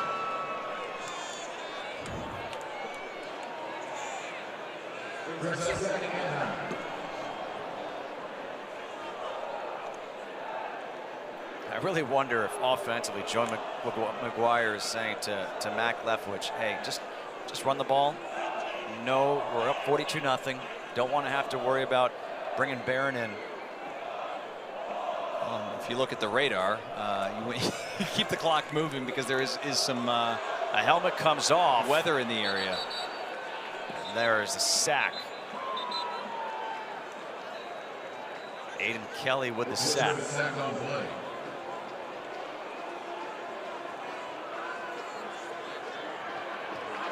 funny. I mean, the skies look dark on one side of the stadium, and then the sun's peeking out at the other side of the stadium. As 13 minutes and change to go. Would you describe it as spooky? I would say that's a great way to describe it on this Halloween weekend. I call this Halloween weekend because next weekend it's on Friday, and then Saturday's November, which is Michael Myers' least favorite day of the year. Although, November as 1st. a kid, you cannot ask for anything more than having Halloween on a Friday. So you can go trick-or-treating after school, stay out as late as you want because you don't have to wake up the next morning. Did you guys growing up have your trick-or-treat always on Halloween? Always. On actually always. Halloween day? Halloween, yes, Okay. always. Because now, I know. like we have it tomorrow in our neighborhood. Yeah. At least in the evening, We could go all full Mike Leach and have a Halloween candy conversation if you'd like. A friend of mine, Victoria Carson, growing up, she's like, no, you have to have it. You have to have it on Halloween. There's a fair catch is made. You've always said that about Victoria. Yeah, it's just one of those things, and I can't argue. 42-0. Red Raiders leading.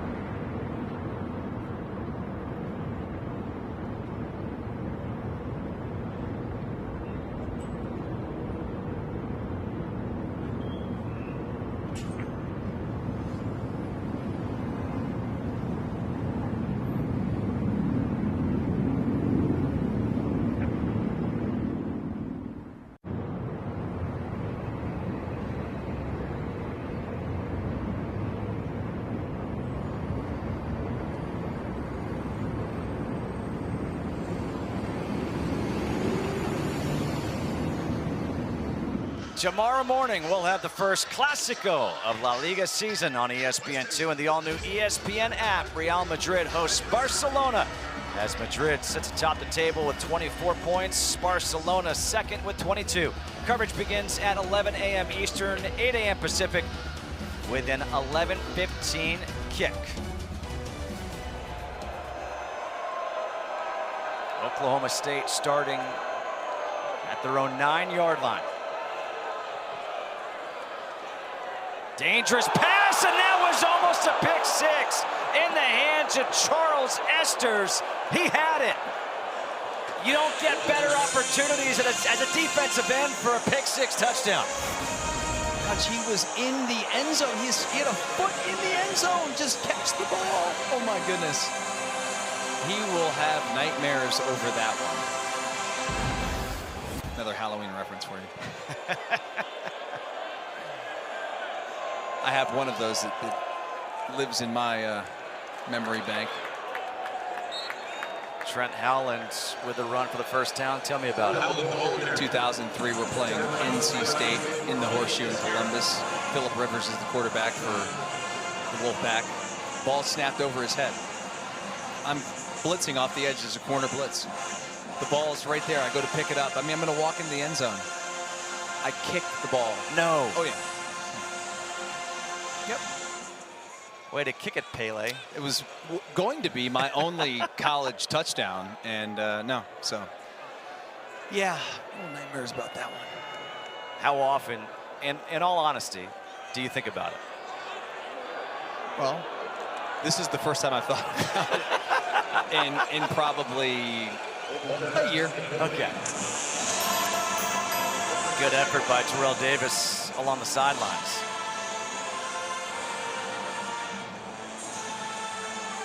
You know, again, we talked about this. How did I not get that?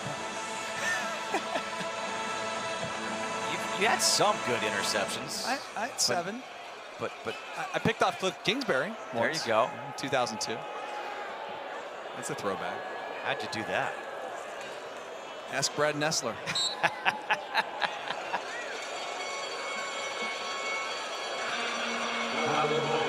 I just think right now about this Texas Tech defense. Pitching a shutout here, 42-0. And what they did in the transfer portal, you know, the portal is one thing, but you have to make sure you hit in the portal. When you're going out and you're spending money on these guys, you got to hit. They've hit in a big way. And not only that, you have to find the right guys that are going to be, you know, fit with your culture.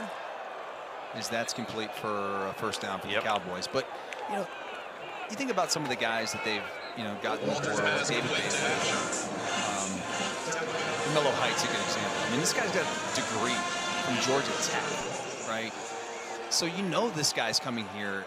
He's already got that degree, like high character guys. That's, to me, that was the theme. And that is a heck of a play right there. Just thrown to the ground by Ansel Nador. Yeah, they have a wealth of riches, even their depth here on the defense as you take a look at these top 50 transfers here. And what it says, you know, you think about what Texas Tech is doing on the football field. Right now, they're ranked 14th in the country, and I'm not a huge fan of football rankings before Halloween, especially in today's era where you have the transfer portal and people are leaving all the time and coming. You don't know who's going to do what. But with the NIL, Texas Tech has done an amazing job. When you look at earlier today, they were honoring the Elite Eight men's basketball team from last year. The women's tennis team won the Big 12 championship. You have the golf team who had Ludwig Oberg, who is the #1 player in all of golf. And then, oh, by the way, the softball team went to the national championship last year, lost in the championship game of the Women's College World Series. And Najee Kennedy, I mean, she was paid $1 million, and she made a huge difference. So again, you're picking out the right people, you're hitting on it, and you're transforming the university. No doubt. It's not just the football program, as you said. I mean, it's not just the basketball program. Right. I mean, all of the other sports, especially the softball, the ladies tennis program, Big 12 champs a season ago. Looking for big things in 2025. Nice return here by Tristan Gentry. Texas Tech looking for big things, looking to move to 7-1 here on the season as they lead 42-0.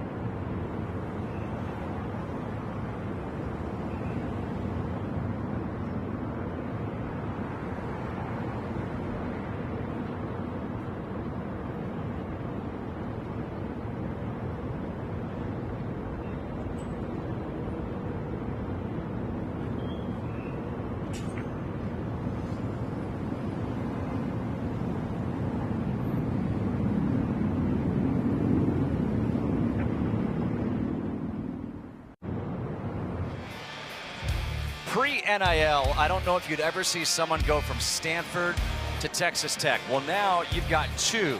You've got David Bailey, and then, as you mentioned, Najee Kennedy going from Stanford to Tech and making a huge impact. And it's not just in these sports, but all across the board. And Foxy, you had the chance to actually play with some Big 12 champions. Well, you got to hit around a little bit with some of the members of the Texas Tech ladies tennis team, and they're phenomenal. Big 12 champs a season ago, looking for bigger things in the 2026 season.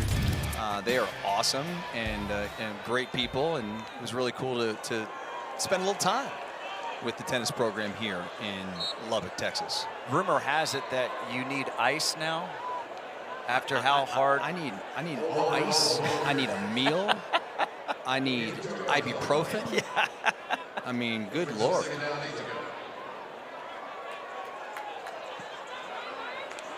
Maria kicked my butt this morning. Oliver Miles, the third in at running back, number 28.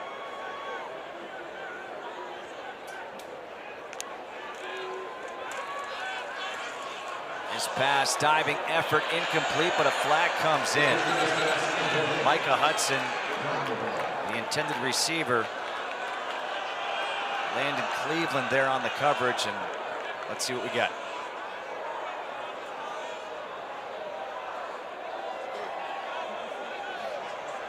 Pass interference, defense number 22, automatic first down to spot the foul.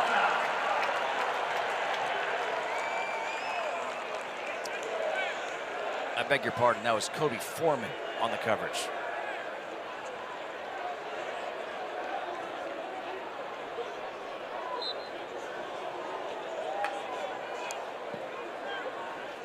Just about 9 minutes to go here in this fourth. Miles takes the handoff. And right now, the objective for Texas Tech is just to keep that clock rolling.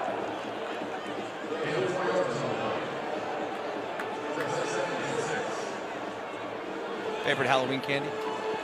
Reese's Peanut Butter Cups. No thought there. I was just like, bam.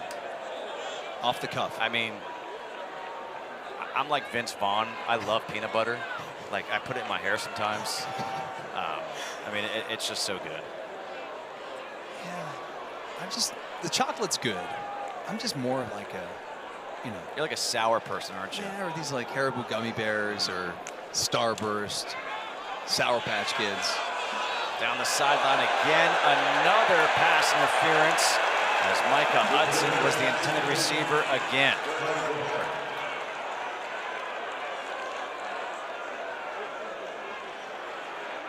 Pass interference. Defense number 22. 15-yard penalty and an automatic. First down.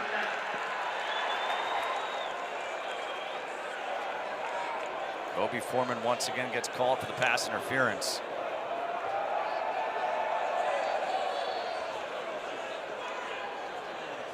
Yeah, I would say favorite Halloween candy in order. Ooh. Well, Reese's Peanut Butter Cup. This is the Justin Kutcher top Yeah. 5. Oh, okay, top 5 in no particular order. Reese's Peanut Butter Cup, Kit Kat, Snickers,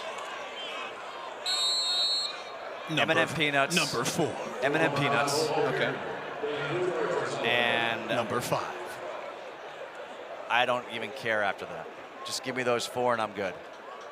We got some, the peanut gallery here is saying the Reese's pumpkin. Stop it. Oh, Stop it. Stop it. Don't. These are your guys. I mean, come on. Alan Thrifley, shame on you. It's the original. Now Ken Trevor saying 3 Musketeers. What's next? The Milky Way? I did try the Oreo Reese's Peanut Butter Cups. And?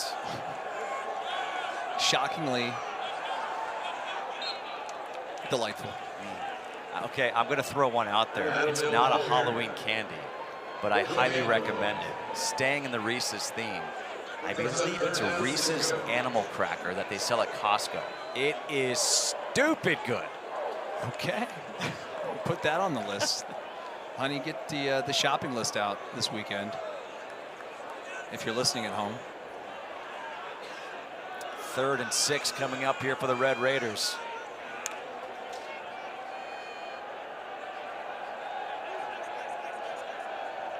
Adam Hill in the backfields, just draining this play clock. They keep it on the ground. And he's going to spin around and maybe pick up a yard.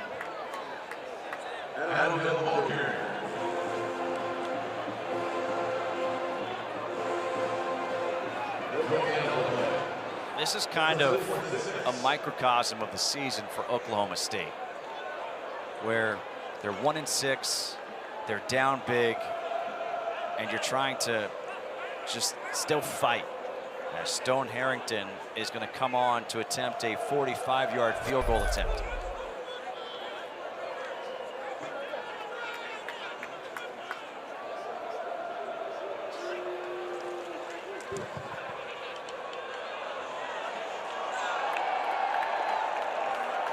That kick is no good. No good. Here by Harrington from 45. 5:51 to go here in the 4th. Red Raiders looking like they're going to 7-1.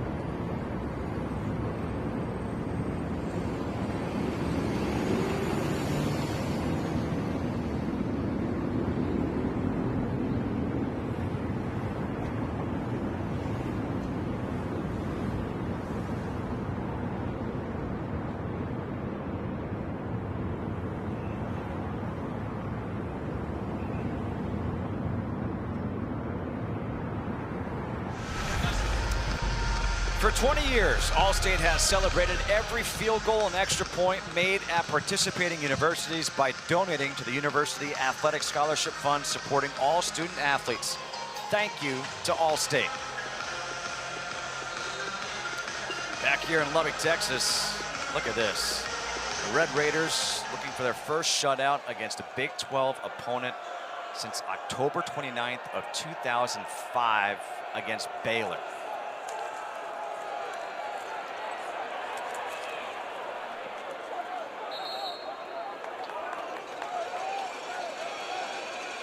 Will Capel on that carry. That's kind of what you're looking at right now, right? Like, all right, what do you play for? What's the motivation here for Texas Tech? I got to think it's, hey, shutout. Oh, I mean, listen, every player on this field right now, whether they're, on Texas Tech or Oklahoma State, trying to put something on tape. Because if you're at Oklahoma State, there's going to be coaching change at the end of this season. Know that. And if you're on Texas Tech and you're in the game right now, you're not a starter, most likely. So you're trying to either prove to this staff that you deserve more playing time or what have you. And then also, we live in a day and age where it's like 24/7 free agency.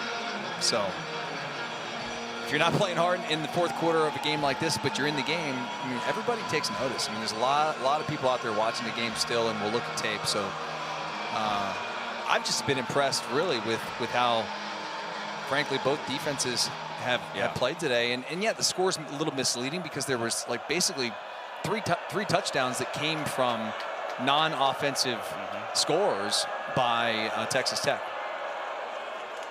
Here on the keeper is Walters. Ball's out. And they're going to say he was down. Man. How about you? The Mafia at 6'4", 325 gets that ball in his hands. And I don't think they're going to tackle that big fella. You can see Walters just trying to work out something. Yeah, just looks a little ginger, yeah.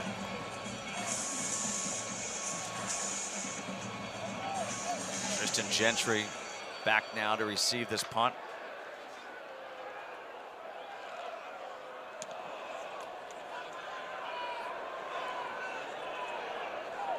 From the 13, and he'll go to the 14. Good special teams coverage right there. Time now for the AT&T Keeps Us Connected with today's best moment. This one's not hard to pick. The opening kickoff. Ridiculous. Jacoby Williams, 99 yards.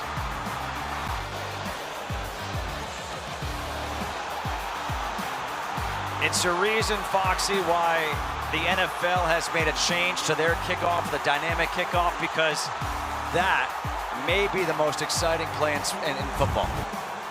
It is, and you want to see more of those plays and guys to, bring those out. And it was a game-changing play. I mean, literally 10 seconds in the ball game, it felt like the momentum was all Texas Tech. I'm not saying that was why they won the game, but it felt like the game was won right there, like in an instant, 10 seconds in. And boy, Jacoby Williams has had himself a monster game, not just with that kickoff return, but he was dynamic in the pass game, also on the ground. Just an elusive, electric player that I think Red Raider fans are going to be excited to watch because just a sophomore. Holden Phillips is now the third quarterback in for Texas Tech on the day. He's going to keep this one. Again, we saw that Baron Morton suited up, was stretching, but the goal for Joey McGuire was that he would not see the field today. And now Holden Phillips from right here in Lubbock, Texas, getting a chance to take the field, which has to be such a huge thrill. Oh, no doubt. And with 3rd and 5 here, they're going to let him put it in the air, I think. Try to get this snap off before the 2-minute warning. Looks like he audibles Nico. And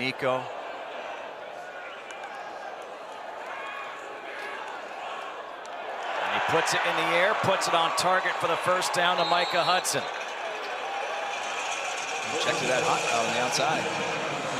Hot route. The Hot route. old Nico 9 route.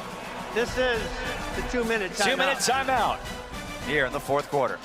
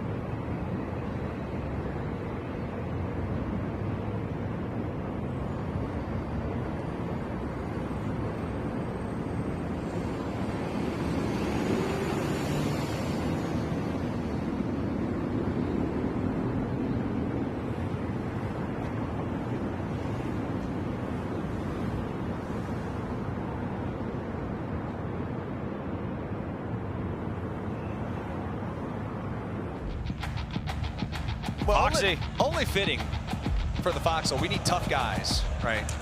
Well, in this case, we could take tough gals, too, Yes. because his wife could probably be in the Foxhole easily with Mr. Rodriguez. We are talking about Jacob Rodriguez, who's had himself a whale of a day, 10 tackles, a tackle for loss, a forced fumble right here, and then a scoop and score, essentially, or a strip and score, whatever you Yeah. want to call it. But he had a monster game, and we'll put him in the Foxhole. I want him in any Foxhole with me, partner. So And you as well. I appreciate you're, that. You're welcome to join. You know what? I might leave it up to you, Jacob, and his wife, Emma, and I'll just cheer you guys on. No, I'm just messing around. But, again, there's Emma Rodriguez, who is a helicopter pilot for the U.S. Army. She was freaking out when she saw her husband make that strip fumble, run it in for the touchdown. She's here, able to be in attendance. Just such a cool moment as Texas Tech is in this victory formation, and this is weird symmetry. There's been only one other time that Texas Tech has scored 40 or more points and shut out a Big 12 opponent. That took place November 11th, 2000 against Oklahoma State. It's like a bizarro world. Yeah, Here we are. wild. As we said before, it's just spooky.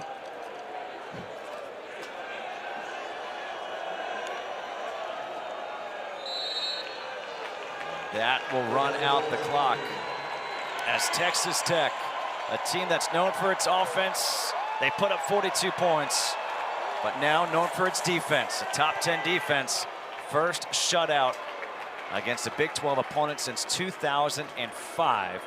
What a job there by Joey McGuire as he embraces the interim head coach Doug Meacham for Oklahoma State.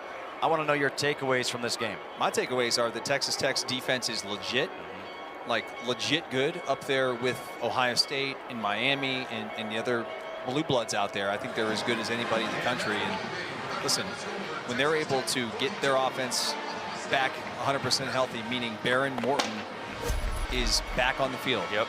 And by all accounts, he's going to play next week. Yep. Against Kansas State on the road, November 1st. And then that big one, BYU, November 11th. I think this Texas Tech team, I mean, there's still a lot of work to do. Yep. It's a tough conference, but I would not be surprised if they're in the college football playoff, you know, come December. Yep, I'm right there with you. And for this team, they had to bounce back after last week's State.